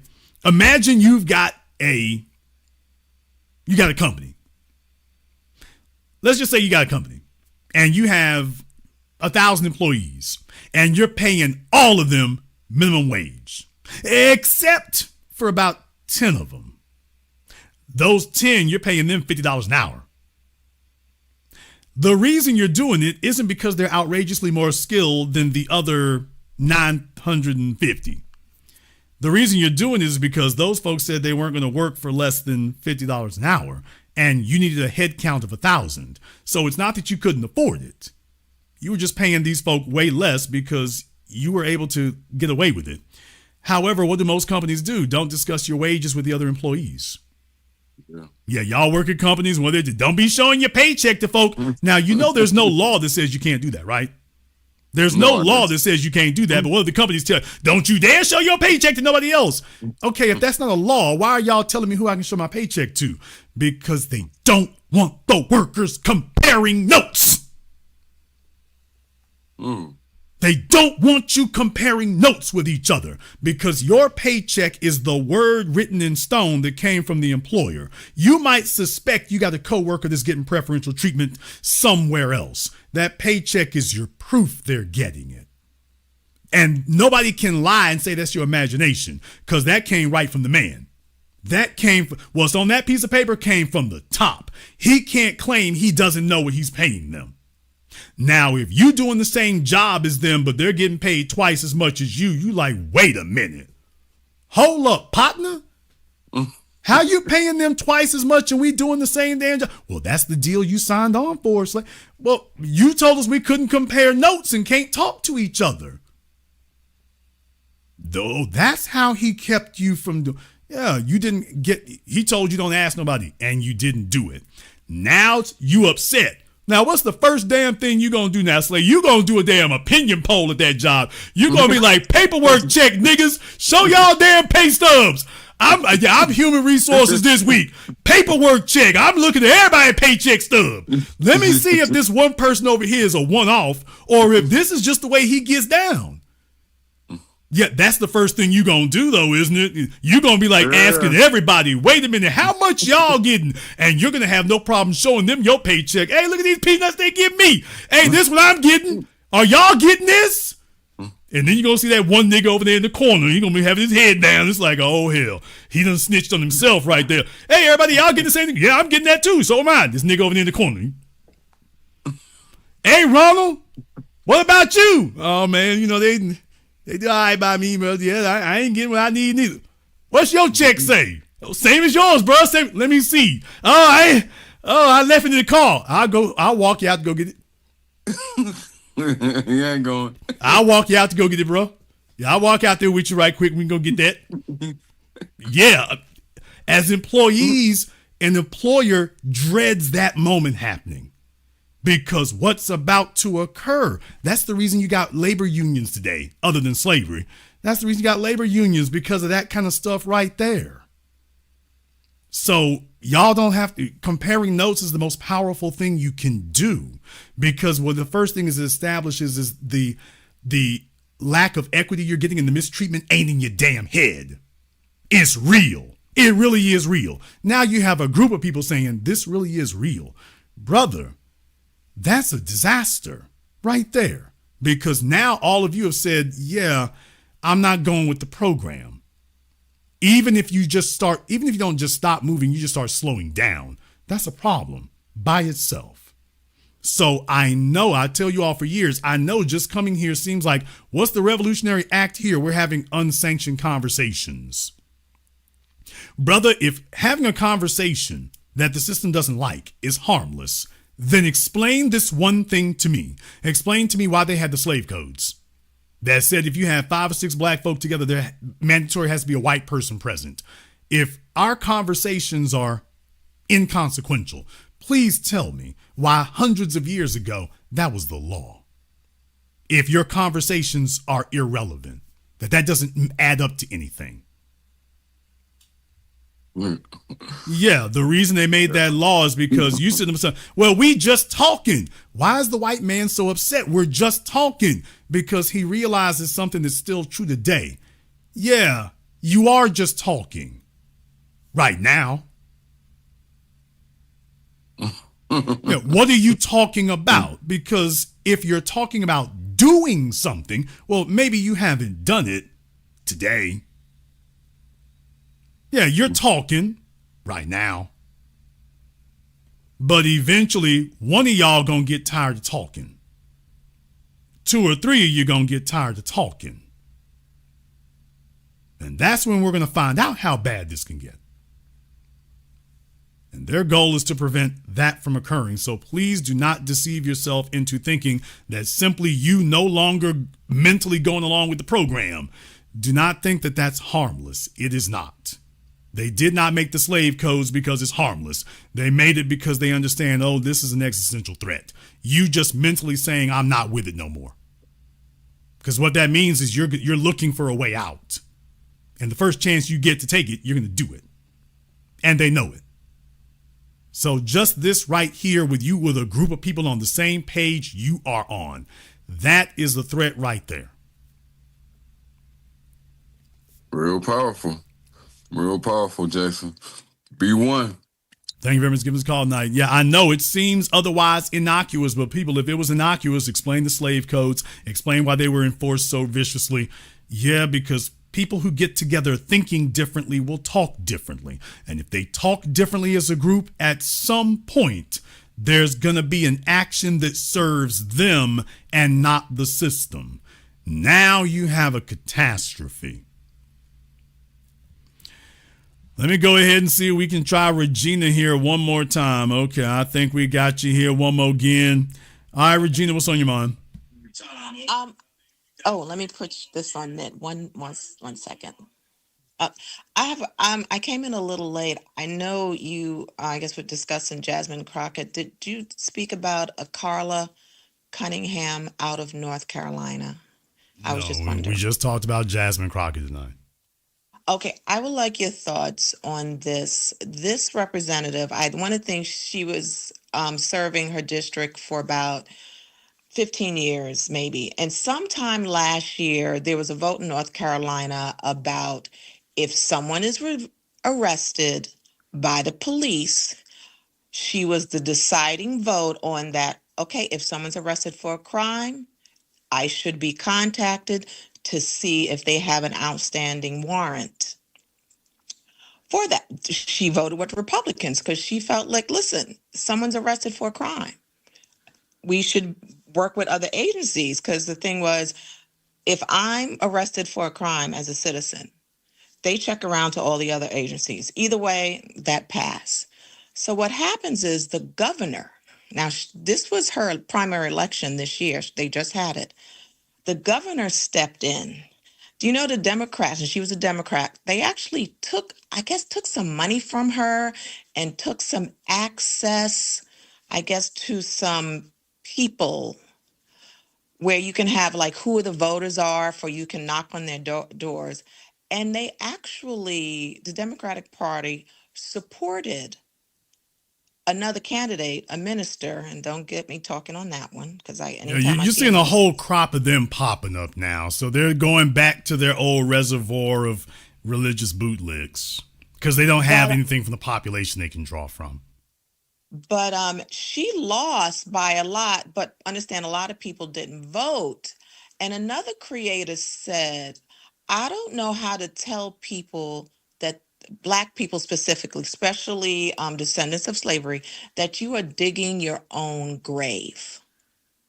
How do you speak to these people? Because, listen, I'm all into not that I'm into the war, but I'm thinking about worst case scenarios that can happen in this country and the economy going to hell. And what I think about it is when I think about the whole immigrant thing, my thing is, if things go to hell in the U.S., they all can go home. To a certain extent there. Here's the thing about it, though. As Black folk, it's always been hell for us. The economy has always been hell for us. So I said this a couple of weeks ago, all these things that folks are complaining about now, we've been living like this the entire time. Mm-hmm. A surveillance state. I just told you about the slave codes. We had a surveillance state before you had electricity. So it's not a matter of that. This is the way we've been living. You want to talk about government violating your rights, violating your privacy? We've been living like this the whole time. This is the way we lived for the last 400 years. For the rest of them, this is their first time encountering it. This is called the Black experience. So for us, that's a different thing about it. So when you see those kind of things occurring, that doesn't really strike me, that doesn't really shock me or, panic me. This is the way we've been living. This is another day in America. Tell me what the real difference is. There really isn't one. As far as the Democrats are concerned, they're doing a lot of acting up in North Carolina. They really, really are. And they're going 10 toes down for illegals. But I need y'all to understand the Carolinas are agrarian states. Mm-hmm. So a lot of folk don't know that or don't realize that. But most of the Carolinas are rural. I mean, you got Fort Bragg, Fayetteville, you got the B stuff, but you go take a look at the map of the interstates. Basically, they had what? I-20 kind of comes through there. I-40 came through there, and Interstate 95, and that's it. So basically, the Interstate Act basically passed them by. They're just now building out their own freeways and stuff at a real level. But most of that place is agrarian. I went through all that to say, okay, but it means illegals all over the place. And anybody who's driven through the Carolinas during the springtime, you've seen all the buses. If you messed around and stopped at a Walmart on the weekend, you've seen all the buses. So that's the way they doing out there. That's the way they're doing out there. So that's who runs it. And there was a white lady on YouTube. I might have her in my videos. I have to check and see. But she was talking about that she said the problem is the white farmers. She's a white woman. She said, you're not going to deport the illegals because it's the white farmers. They're the ones who bring them here. And she confirmed what I said. There's a white woman in North Carolina confirmed what I said when she said, and the white farmers, she said they sexually abused the women, had their way with them or whatever. And then they'll tell them, if you say anything, we got people back in Mexico. The folk that we paid to bring you up here, Diego, Juan, whoever, we can make a phone call and he'll see your people back in Mexico. So we talk about the drug coyotes, but what about, you're talking about human trafficking. This is human trafficking. And yet these farmers are being given a pass to conduct human trafficking to the extent, as I always said, they got the direct hookup to the coyotes back in Mexico. And they let them know, yeah, you say something, we got folk back in Mexico come touch your people up. And because you're bad for business. And that's literally what's going on. So this is the unspoken part of that. That's the unspoken part of it. It's real gangsterism going on. You got it down there in Florida, but quiet is kept with the Carolinas. That's what's really going on. The Carolinas are not this really built out place like that. I mean, yeah, there's Charlotte, there's Charleston, there's Fayetteville. I get that. But take a look at the map, people. I mean, those are a few metropolitan areas that are developed. Other than that, it's giant rural area, primarily agriculture. Okay. And that's the reason why. That's who runs things in that government.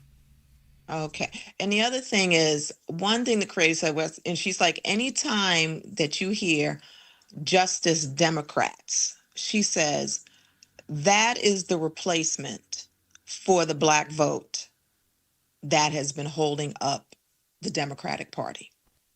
So, well, here's the thing. It's great that you all talk to me. It's great that you come to the New Black Media. That's wonderful. I've been saying the same damn thing for 20 years now. I'm just one guy. I really am. North Carolina's going to have to stand up. South Carolina's going to have to stand up. What I'm saying is that there needs to be a Jason Black in every damn state. It doesn't need to be just me, because in white society, they don't just rely on one. Whether it's on the so-called right or the so-called left, it isn't just one person. The other thing is, these are granular issues. So I can speak about these things from a 30,000 foot level, but I'm not on the ground in, your counties and stuff like that.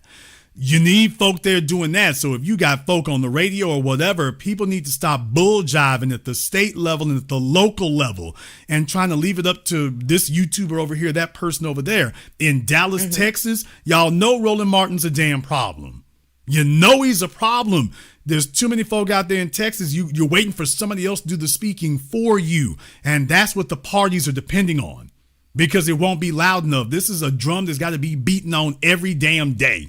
If there's one thing I'm happy to see, is that online right now, we got a number of folk who latched on to something I said years ago. I'm on Facebook and I'm seeing a whole bunch of accounts specifically from Shreveport, Louisiana. So, I mean, they're doing a hell of a job talking about local issues, and it's done really, really great. So that's the kind of thing you need to see everywhere. Everywhere needs to be doing that. There needs to be somebody everywhere you all are making this an issue, hosting their own programs, television, radio, whatever. That's the part that's missing. There's a whole lot more people who agree with you, but you're not organized because you're not communicating. Okay. And I may talk about this tonight. Am I going to talk about the Carolinas again in the next 6 months? You see what I mean? And that's an eternity. So this is something that has to be beaten on every day. And, if we got a whole nation here, how many cities, if all the pertinent cities I would need to cover, I would be transmitting, broadcasting 24 hours a day if I had to talk about each of them. Let's just be honest. From Atlanta to the Carolinas to Detroit to whatever. We got trouble all over the place. So we need folk who are the voices in their cities on their own. That's what's missing. And then I can converse with them. You see what I mean? That's what's really missing is communication at the street level for you all locally. Okay, great. Thank you very much, Jason. Maybe you got the salt and pepper glam going on. Just saying. Thank you for giving us a call. I mean, I'm not bull jiving. I'm just saying, hey, y'all, at the local level, whether it's Mississippi, Minnesota, man, look here. There's no excuse. You got a camera and a microphone and high-speed internet connection. Okay, what's going on in Minnesota? You don't have to wait for me. I've said this for 20 years. You do not have to get my permission to start speaking up. That is not something you have to get permission or sanction from. These are your streets. These are your blocks. You know the politicians by name. You know the dirt. You know who is creeping. You know who is getting paid off. You know who the bum ass minister is, who's their boy in their back pocket. That's what needs to happen everywhere, man. There needs to be a Jason Black everywhere having this conversation locally. If you have a few thousand folk you talking to locally, you're basically doing what your television and radio stations are doing. You can make things happen. Really. But if you're relying on one person way out there somewhere, that's when it gets perilous, because that person will show up maybe once or twice a year. It doesn't matter how well they mean. They can't focus on your city 24/7, but you can. That's why it's your city, because you can focus on it. And you don't have to get permission for it, but if you leave it unguarded, it's going to be trouble. All right, we got Omari over here on Zoom. Omari, what's on your mind? B1, brother Jason. I'm checking into the broadcast late, so forgive me. I'm not clear. I'm not hip to what the conversation has been so far. But personally, I just want to point out to the family the utter cowardice and hypocrisy of the DNC shills and the Vote Blue No Matter Who crowd, in particular with respect to the Hispanic voters. And I just want to talk about, especially put this out here to Black women, for Black women to take note of how cowardly the Democrats and their shills respond in the face of anti-Black racism from the Hispanic community. Correct me if I'm wrong, Jason, but it seems to me like the Hispanics know that they don't have this with the Republicans. But it seems to me that the Hispanic population in America know that they have carte blanche permission to be as anti-Black as they want when a Democrat is in charge or when Democrats are in office. And I just want Black women in particular to clock all of this and to imagine what would have happened if Kamala Harris had gotten into office. I personally think, Jason, if Kamala had gotten into office, we would have seen a warped black feminine nightmare version of what we saw during Obama, where you would have Black women being just concussed with violence nonstop because the dominant society would have been dog whistling through a puppet like Kamala Harris that, don't get it. It would have been like a Jack Johnson. Okay, brother, did you have a question? No, I'm just putting this out there. Like. Okay, brother, you can't filibuster, so go ahead and make it quick. Well, okay, yeah. I just don't understand how. Again, how are where's the Vote Blue No Matter Who crowd now with that same admonishment of the Hispanic community? Where's Roland Martin at to get mouthy and verbally abusive toward the Hispanics? Roland is a professional ass kisser for everybody else out there. to begin with. So, I mean, just being a joke is basically his profession. As far as the females are concerned, please understand that that's what academia is there for. Academia is specifically constituted today for the purposes of targeting black women and cultivating them into a useful trader class by promising them this never-ending promise that one day you're going to get preferential treatment, and we're going to elevate you, and we're going to boost you up, and you're going to get what the white girls have been getting. One day we're going to give you the pixie dust, and you're going to get that too. And that's what they've been dangling in front of them like a diseased carrot now for 7 decades. That if you go along with the program, eventually you're going to be our black sister girls to white society, and you're going to all that stuff, the preferential treatment, you're going to be able to have your yes girl moment in the Oprah Winfrey clown show. And so that's what they've been dangling in front of them this whole time. Now, you know and I know it's not real. The carrot's not there and the promise is not sincere. But that's what they've been dangling in front of them all this time. When they go to college, that's what they tell them there. They just reinforce this mess. Never mind being the poorest women in America. But that's what they keep reinforcing to them is don't worry, just keep the faith, keep consistent. In the meantime, why don't you go have a twerk off and a dance off at the sorority and you can sleep this stuff off and better luck next time. Well, Jason, what motivates them to keep on that hamster wheel? Go to any casino and you can see what it is. Go to any casino because remember, this is why they have symbolic victories. They love to show you that picture they did of all the so-called black female judges in Texas. Oh, take a look at it. We're making progress. We's winning. We doing big things. So that's going to the casino on the penny slots, pulling the lever and getting $100. Now the machine can pay $1 million, but you pulled the lever hoping for $1 million. They promised you $1 million, but you got 100. Well, that's better than the nothing you were getting, I guess, symbolically speaking, but this is irrelevant compared to the $1 million that you were promised to get. That's the game they're playing. They're promising you real authority, real leadership, game changer powers, but in reality, every time you pull that slot machine, remember that it has you hoping and wishing for it. It's uncertainty. We're gambling. It's the luck of the draw. No, it's not. The damn game is rigged. So what it's going to take is a number of females to keep smashing their heads and being embarrassed and humiliated and a bunch of other things until they finally give up on that. That's what it is.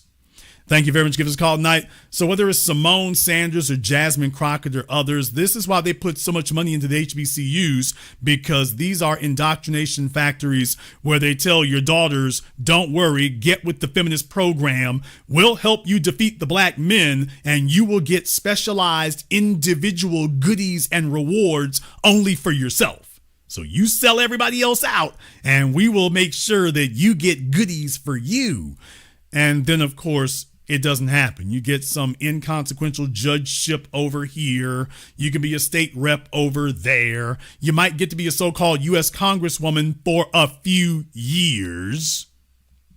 Whether it's Cynthia McKinney or whether it's Jasmine Crockett, you'll be a so-called Congresswoman for a few years before we switch you out for a white male.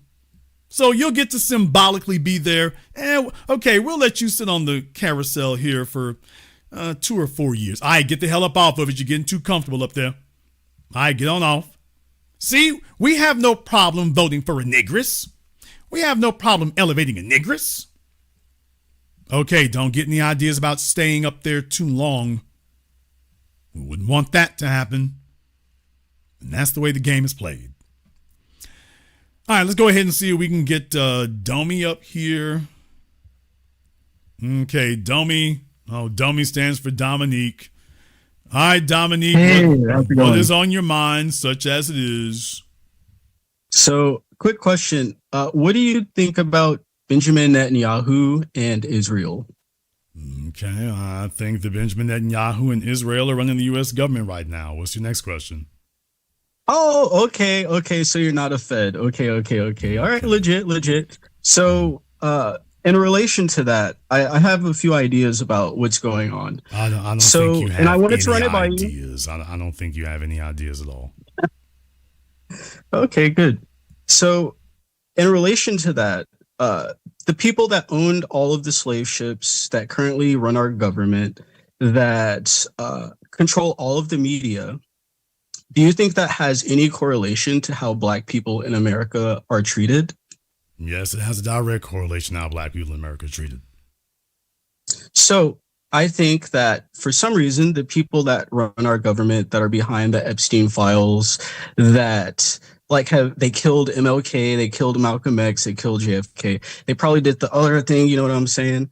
That got us into the second Iraq war. Sorry, they have this particular interest in making people, programming people, conditioning people to dislike Black people, right?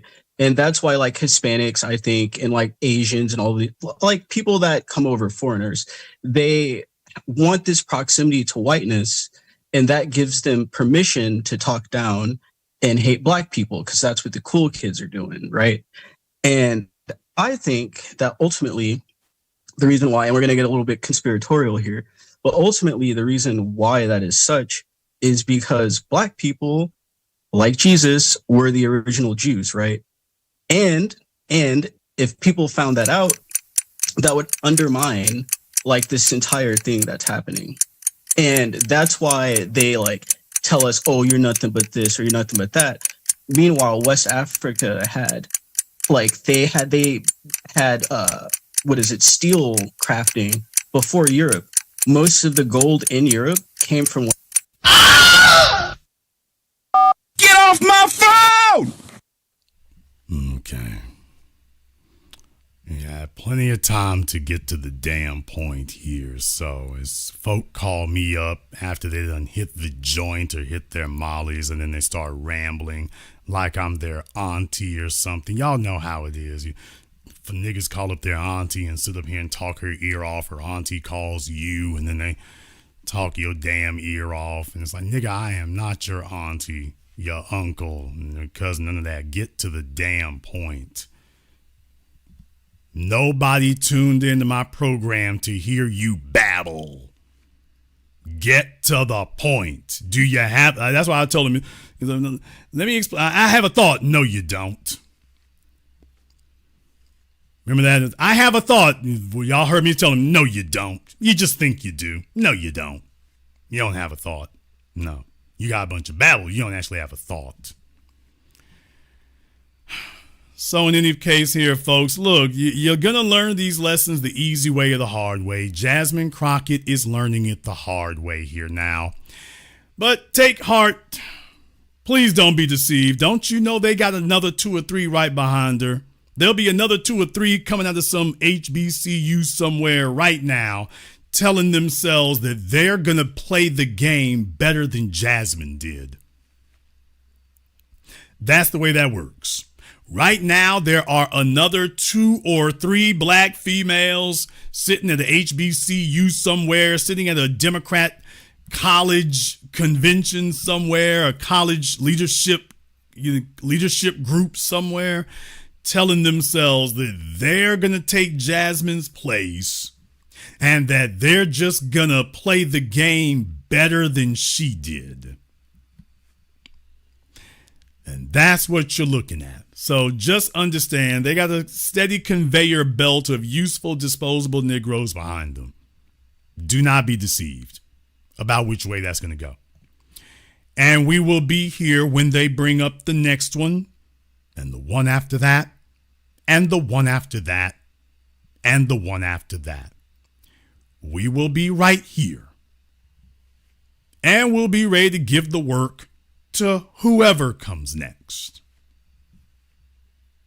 And that's the way that's going to be. I want to thank everyone who has contributed to support tonight's program on PayPal, Super Chat, Venmo here. Shout out to Willis Addison, Mr. Know-It-All, Ryder Hawk, Snatcher Dam, Logic Before Emotion, ACAB Devil, and everybody else here, Brooklyn Queen, and everybody else here who's contributed to support tonight's program. If you are new here to the Black Channel, welcome to the haven of intelligent Black thought. We do this every weekend, holidays, some days in between. Click that subscribe button and that notification bell. Join us each and every time that we are here. If you haven't been to blackchannelfilms.com, check out our groundbreaking best-selling documentary work at blackchannelfilms.com. I want to thank all of you for tuning in to tonight's program live or recorded. Thank you for liking, subscribing, and sharing. Thank you for keeping the faith. and proving that we were correct. And this concludes tonight's broadcast of the Black Channel. I am your host, your brother, your humble servant, the Black Authority. And until next time, my brothers and my sisters from around the world, remember, black is the future, and the future is uncompromising.